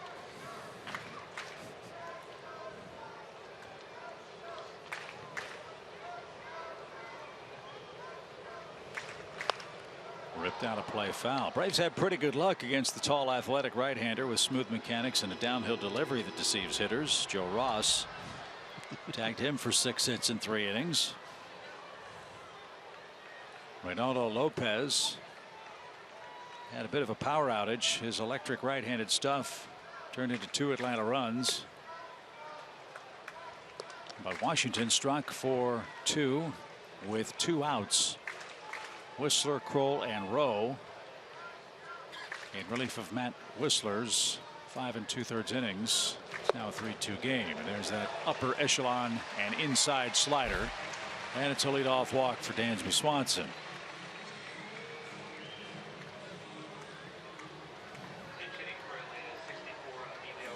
Kelsey earlier told you about Rio Ruiz getting his first summons to the big leagues. Emilio Bonifacio is going to be announced as a pinch hitter. He too was brought up with Tyrell Jenkins. Once the Braves minor league seasons have ended, there have been a lot more players coming up to give Brian Snitker a few more weapons. And after Martin walked Dansby Swanson, Dusty Baker is going to go to the home plate umpire, Andy Fletcher, and make a double switch in a 3-2 6th inning game.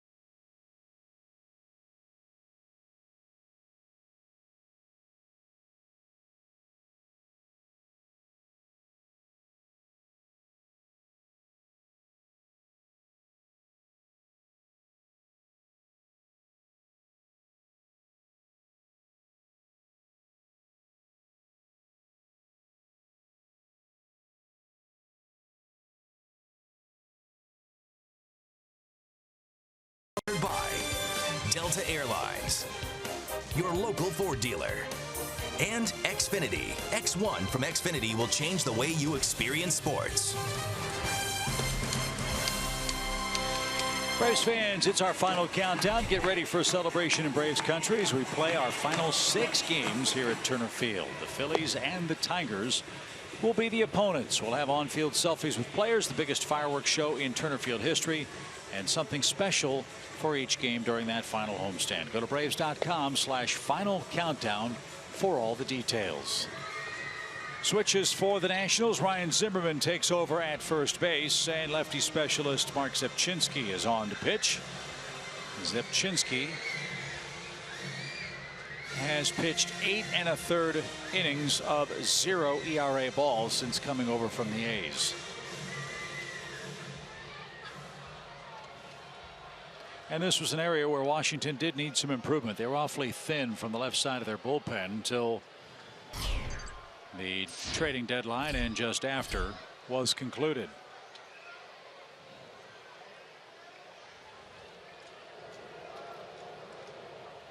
For a while there, the only lefty they had down in the pen was Oliver Perez. They've since added Matt Grace, Mark Zepchinski, and Sean Burnett. This guy's awfully tough on lefties. In fact, not too many lefties get a chance to hit off of him. They're just 1 for 15 against him in the National League. A bunt try by Emilio Bonifacio. Low 90s fastball for the Zepper. Slider and a change.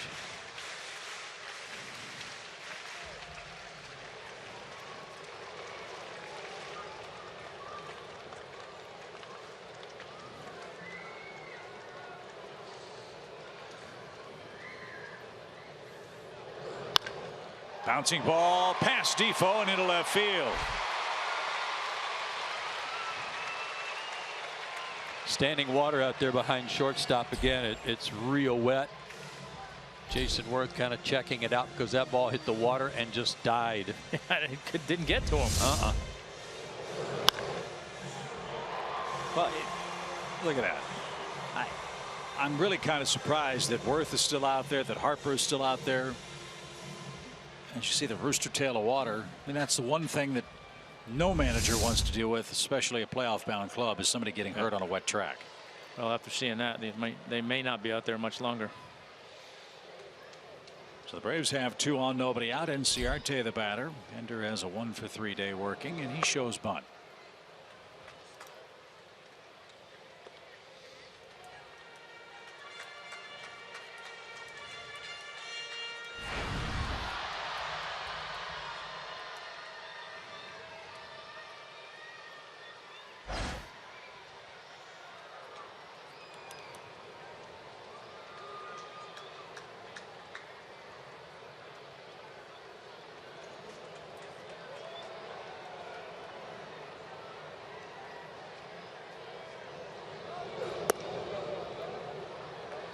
Ball 2. We had a weird play here earlier this week, Tommy. First and second bunt situation. And the Marlins, they had so many guys going the wrong way. I saw that play. Did yeah, you? Yeah.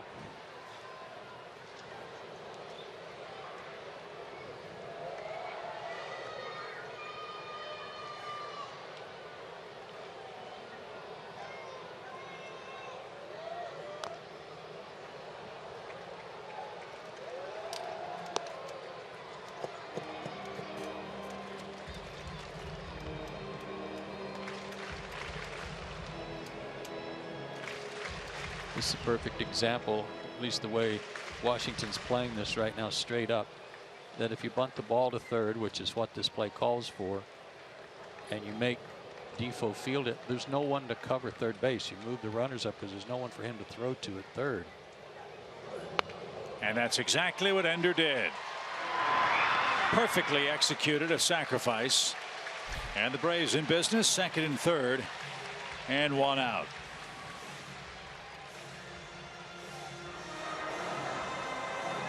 So the sacrifice scored 5-4. That brings up Adonis Garcia.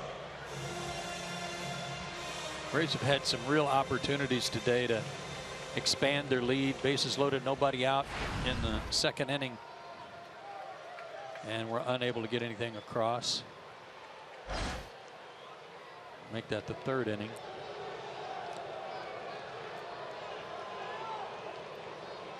Infield comes in for Adonis. That's got to be a lot of fun. A guy that can hit a fastball. With the infield in on the grass with all the moisture, that ball I would imagine is going to skip and hydroplane. Good luck with that.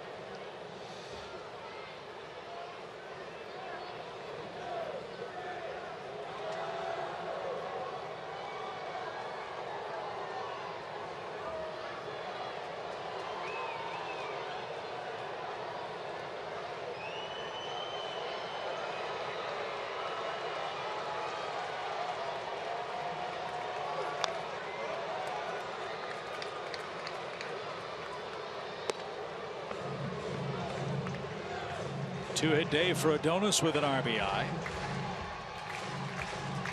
His 9th multi-hit game in the last 18 he has played.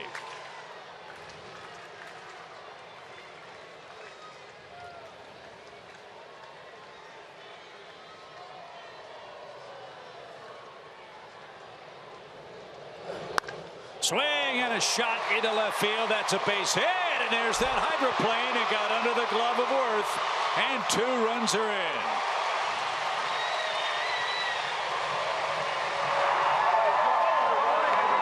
Three hits for Garcia, 3 RBIs for Garcia. It's 5-2. Well, that was a great read by Bonifacio too. Realizing that was going to be over the infielders' heads, drawn in. And look where he golfed that one from. Ramos ready to play that on a short hop. And you're right, Chip, that just didn't come up as high as Worth expected it to on that wet turf.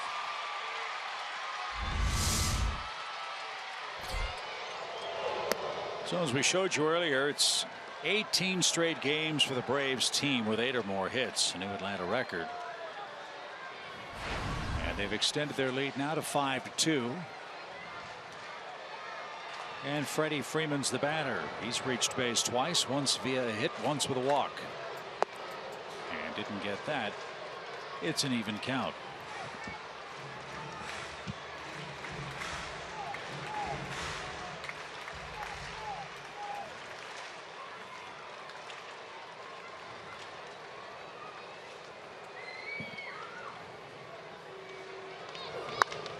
In the air toward the gap in left center. That's going to get down and roll forever. Adonis getting the green light. He's going to come around and score without a throw. It's a double for Freddie Freeman. And Zepchinski, who's been so good against the lefties, has had a little trouble with them in this inning. Again, only the 2nd hit by a left-handed batter off of him this year, while with the Nationals. Fastball. Fastball down the middle. And Freddie trying to take him the other way, did just that. 40th double for Freddie Freeman. He'll take a 22-game hit streak into New York tomorrow.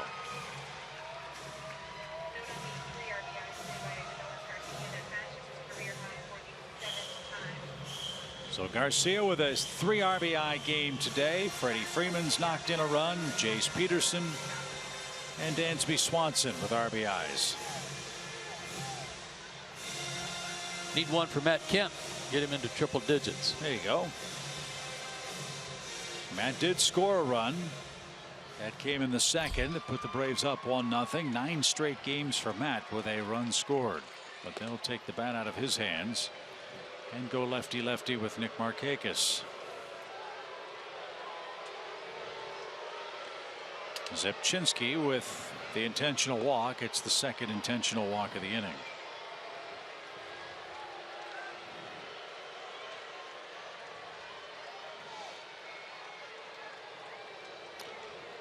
So ball 3 sails outside.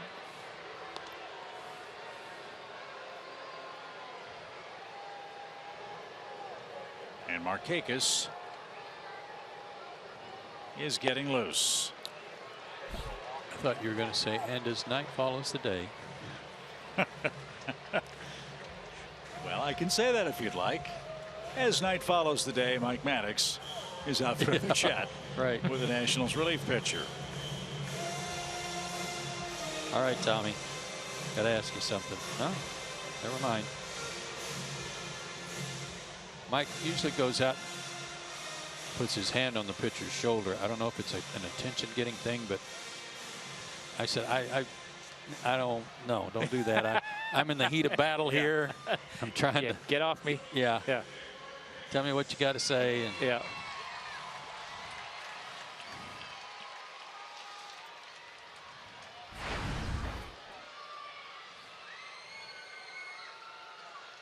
Three in for the Braves, 2 on, 1 out.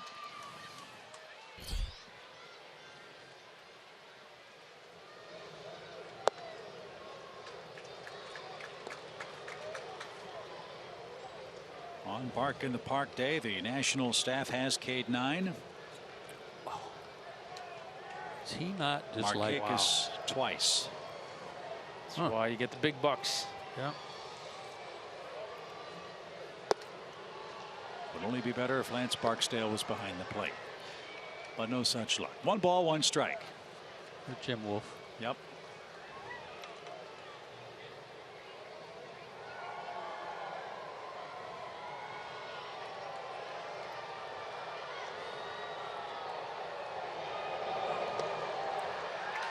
Ramos fires to second, and what a smart play. He had no chance to get Freddie Freeman to third, but Kemp, the trailing runner, is gunned down.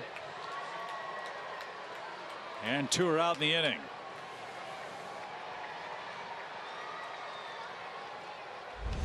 That was a really good play.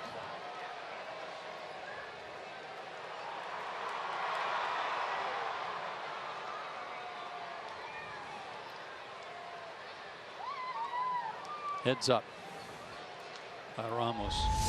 I wonder if the mud got Matt Kemp. Yeah, definitely played a part. So wild pitch puts Freeman at third. Kemp out 2-6. And the 2-1 pitch is too far inside.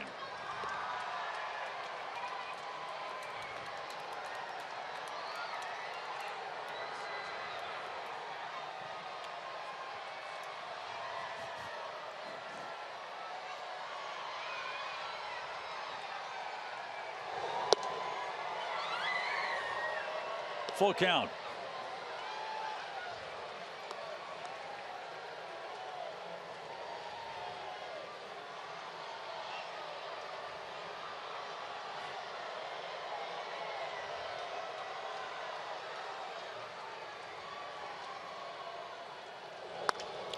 And a roller out to second. Turner's got it. And the throw to first is in time. Nice inning for the Braves. They score 3 times and now enjoy a 6-2 lead. Today marks the U.S. Air Force's 69th birthday. USAA honors those who have served in the U.S. Air Force and all of our service members around the world.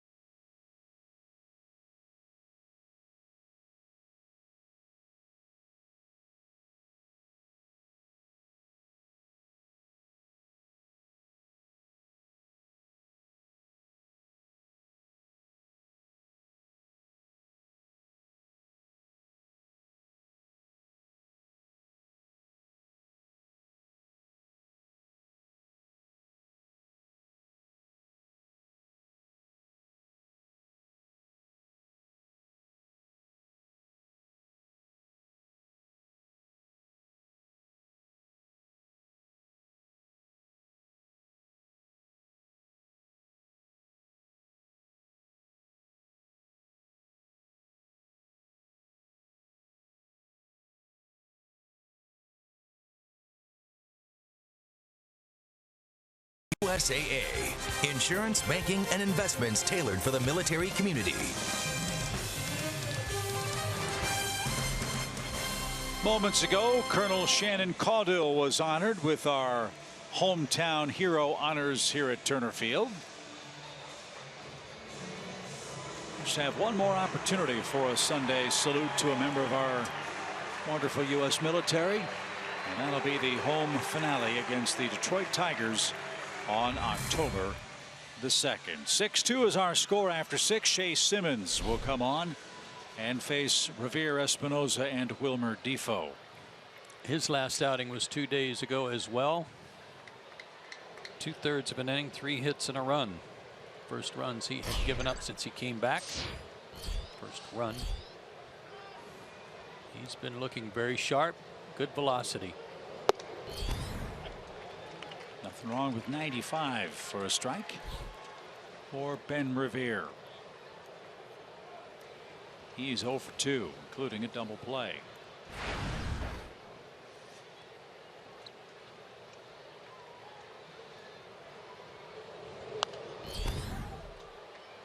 Just like that, it's 0-2. New York tomorrow night. Aaron Blair will come back from Gwinnett and pitch for the Braves. He's 0-6. Noah Syndergaard gets the ball for the surging New York Mets, who won 3-2 over the Twins today.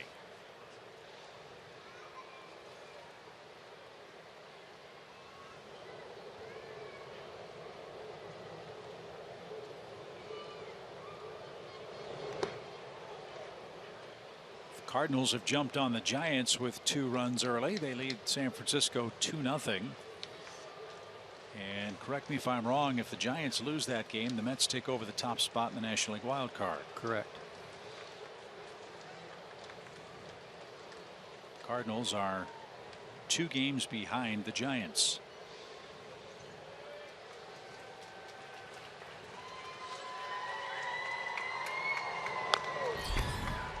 Mets have the easiest path into postseason play. They have no games left with winning teams.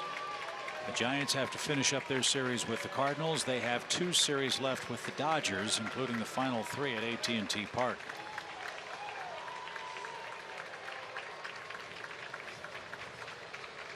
The Giants, though, are 5 games off the division pace.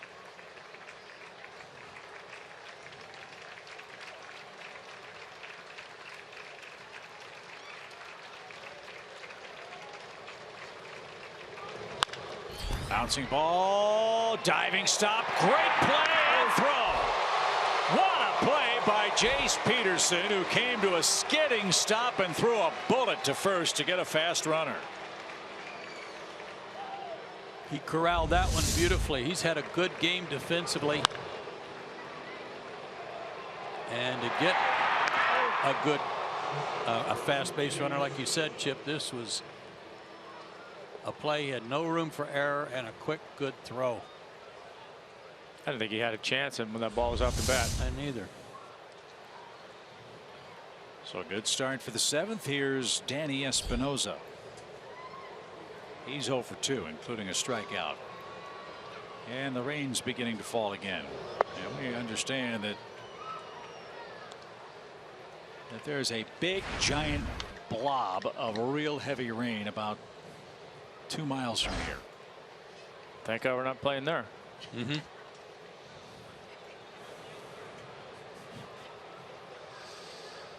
One ball, no strikes.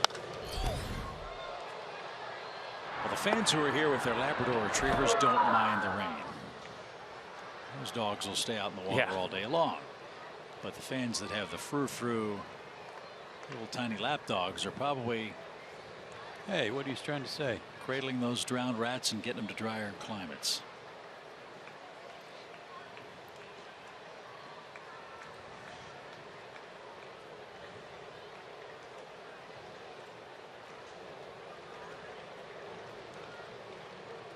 One ball, 1 strike. Espinoza very late. For all we can tell, the canine section has been very well behaved tonight. Well, and they've hung in there. They got up under cover and literally weathering the storm.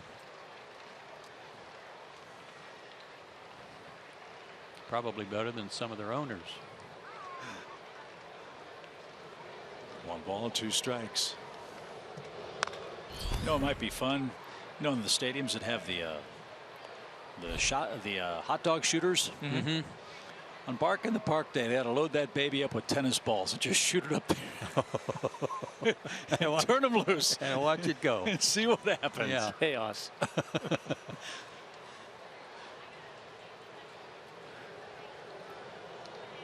Good looking dogs here today.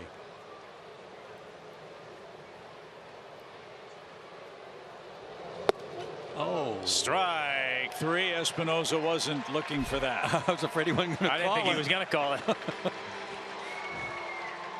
That away, Mr. Fletcher.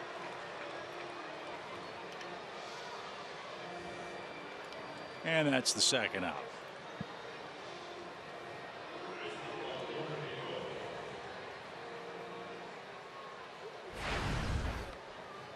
Said earlier, I think this guy's a nice player. I like him. He can play second, third, or short, switch hitter. The 275, I think it was in AAA, and was hitting 270 here at the beginning of play today. Be interesting to see if they keep him on their postseason roster.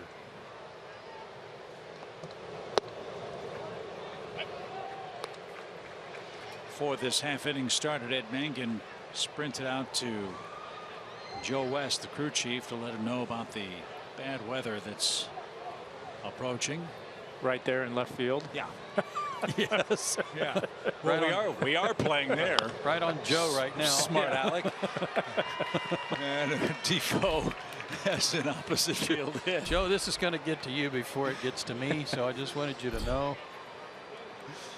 This is the way this happened a while ago. Yeah. 2 out, nobody on, Yeah. and then it started raining and tried to play through it. This is a country music song just waiting to be written for Joe West. Yeah. Getaway Day Rain Delay Blues. As Ryan Zimmerman checks in. Remember, he came in the double switch a moment ago.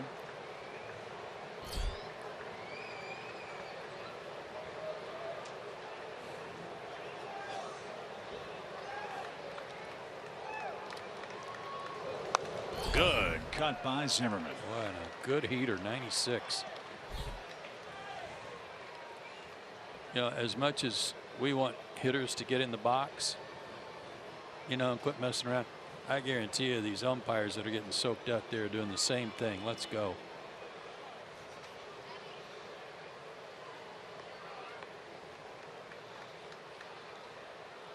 Kerwin Danley, Mark Rippiger, Joe West, with Andy Fletcher behind the dish. No balls and a strike.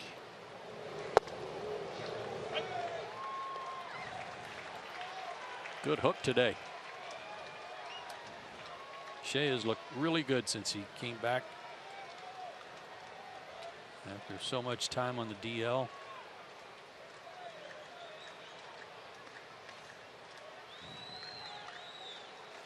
Zimmerman's closing in on 1,500 big league hits.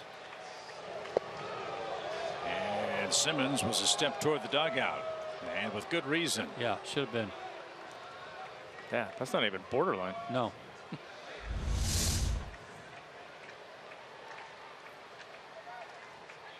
Right in front of him, too.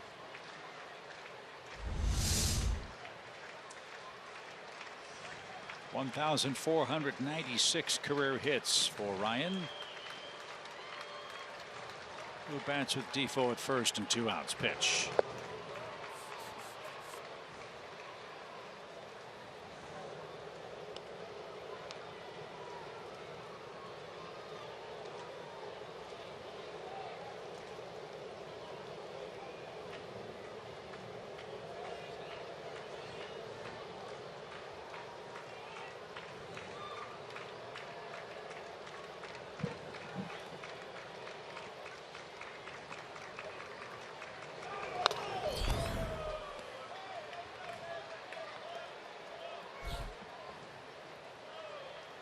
And right now there's 3 base umpires wondering why Andy Fletcher didn't call that pitch a strike.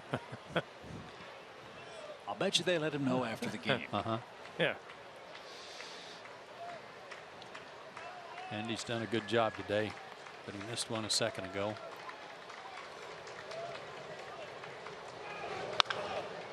That's a bouncing ball to Adonis. He's going to throw to second, and just in time to force Defoe.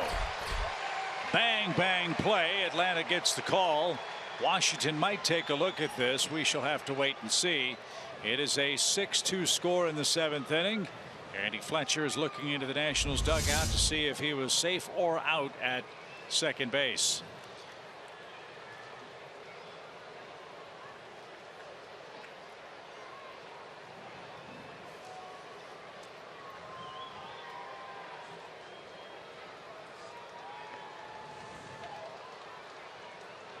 Looked out.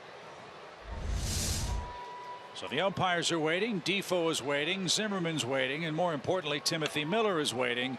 And at last it appears that the Nationals are going to take a look at this play.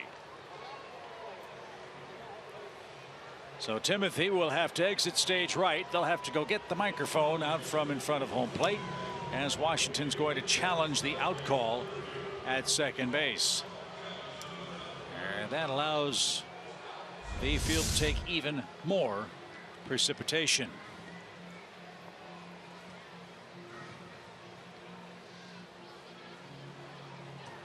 I have a feeling this one's going to be overturned.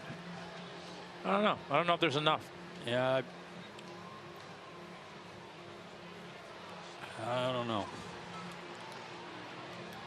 Tough call. Close play. I just don't know if there's a good enough angle where you can see the ball and the foot together to overturn it. Verdict is in. He's out. And that will indeed end the Washington 7th. I was wrong. The umpires got it right. The call stands at 6-2. Atlanta has the lead.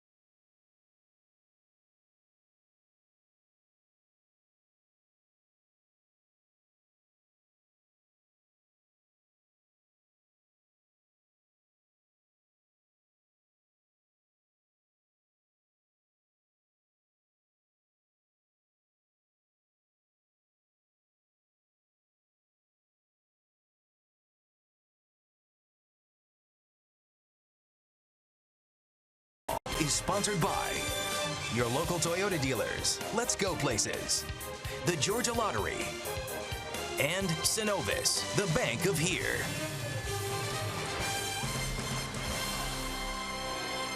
Atlanta 6, Washington 2. Ed Mangan continues to talk things over with Joe West. The bad weather is all around us here in Atlanta. In fact, at Music Midtown, they have decided to evacuate that area because of the severe weather.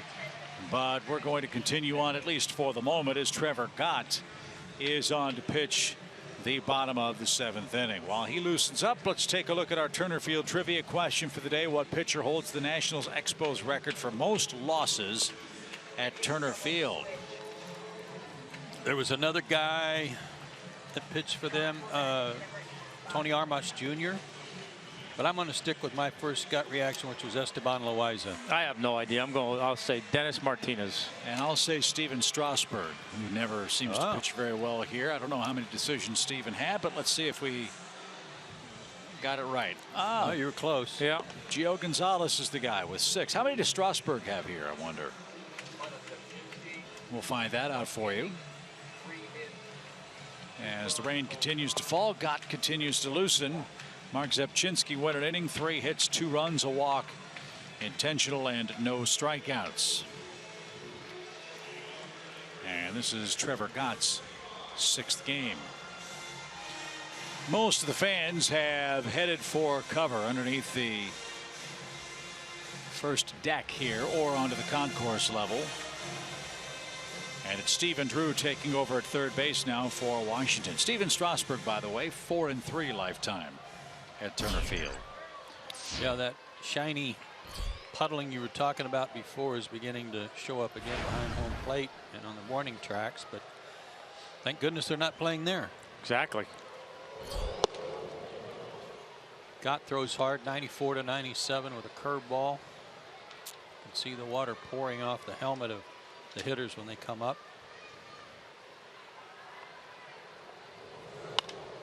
Fly ball foul, out of play.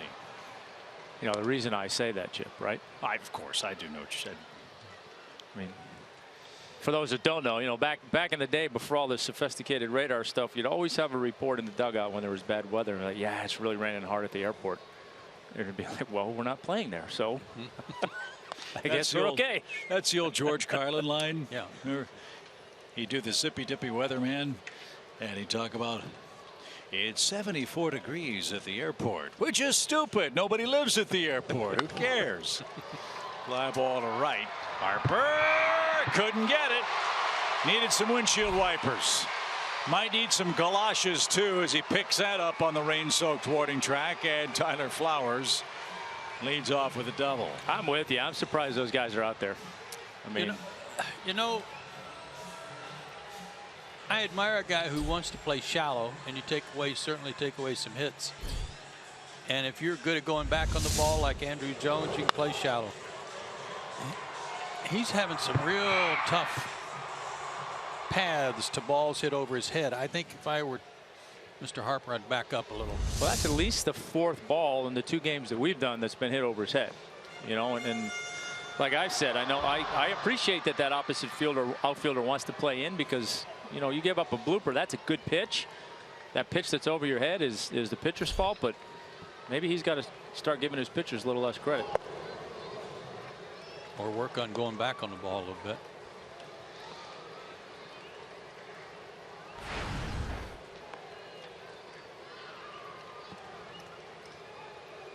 Well, this is just miserable for players and fans alike.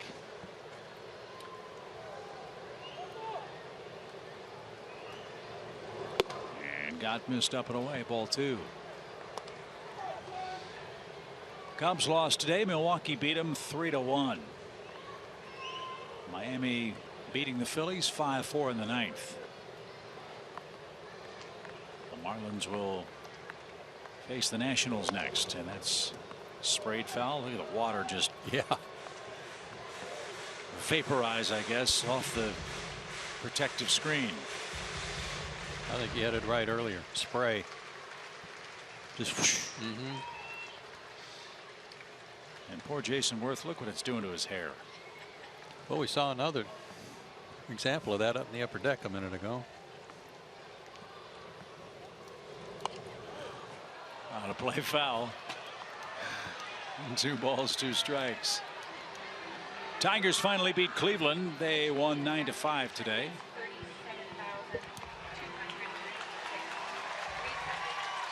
$37,296. And Metro Atlanta will have a run on Febreze tomorrow with all the dogs going home after this rain-soaked Sunday.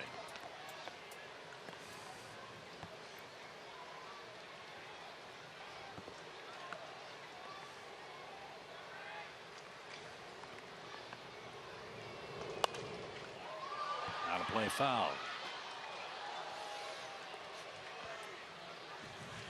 Won't that be fun? You just come to the ballpark, you got your car all nice and clean, you bring your dog for bark in the park day, you've got to walk back to the parking lot, it's pouring down rain, you're tired, you're wet, your dog gets in the car and then decides to shake off all the rain inside the car. Well, I'm guessing those people up there headed for higher ground for that reason. Yeah. We're staying here till it quits raining so that Fido doesn't get wet. However, once the final out is recorded, they won't have that luxury of being able to stay.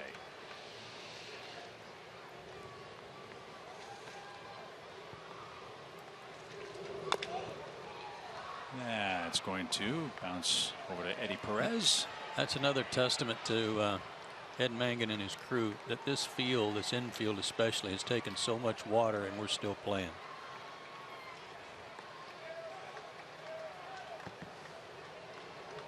But look how muddy the plate is. Look how muddy it is on the base paths.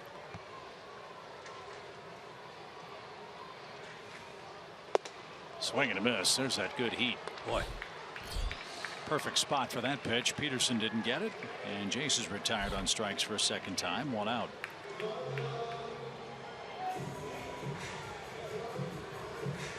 And with every passing out, the bat boy's bringing a fresh towel out to help the home plate umpire clean off home plate because a little paintbrush won't do.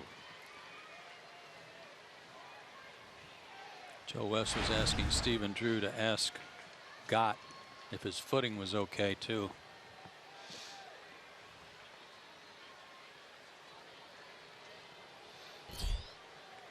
Because if the mound's slick, there's no point in playing.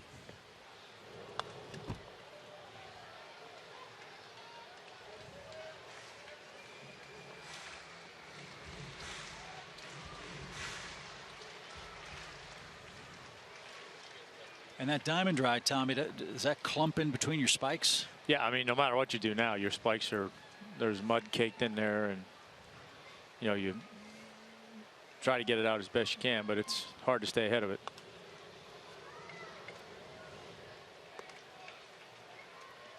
There is that rubberized foot scraper, I guess. Well, I don't know what you call it. That's what it looks like. Yeah, but even that, when it gets like this, even that is minimally effective because it has mud caked in it, and a lot of times you'll have the tongue depressor in your pocket or on the mound, and you can dig the dirt out of there with.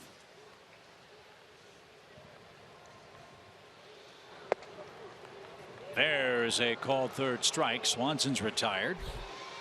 And this will be a very special moment. It is the major league debut of Rio Ruiz.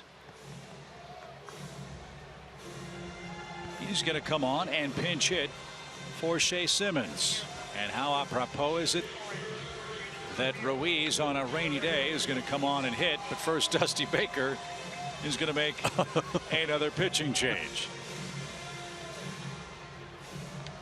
Joe West is thrilled about that. He's starting to make his way in to check the condition of the infield dirt.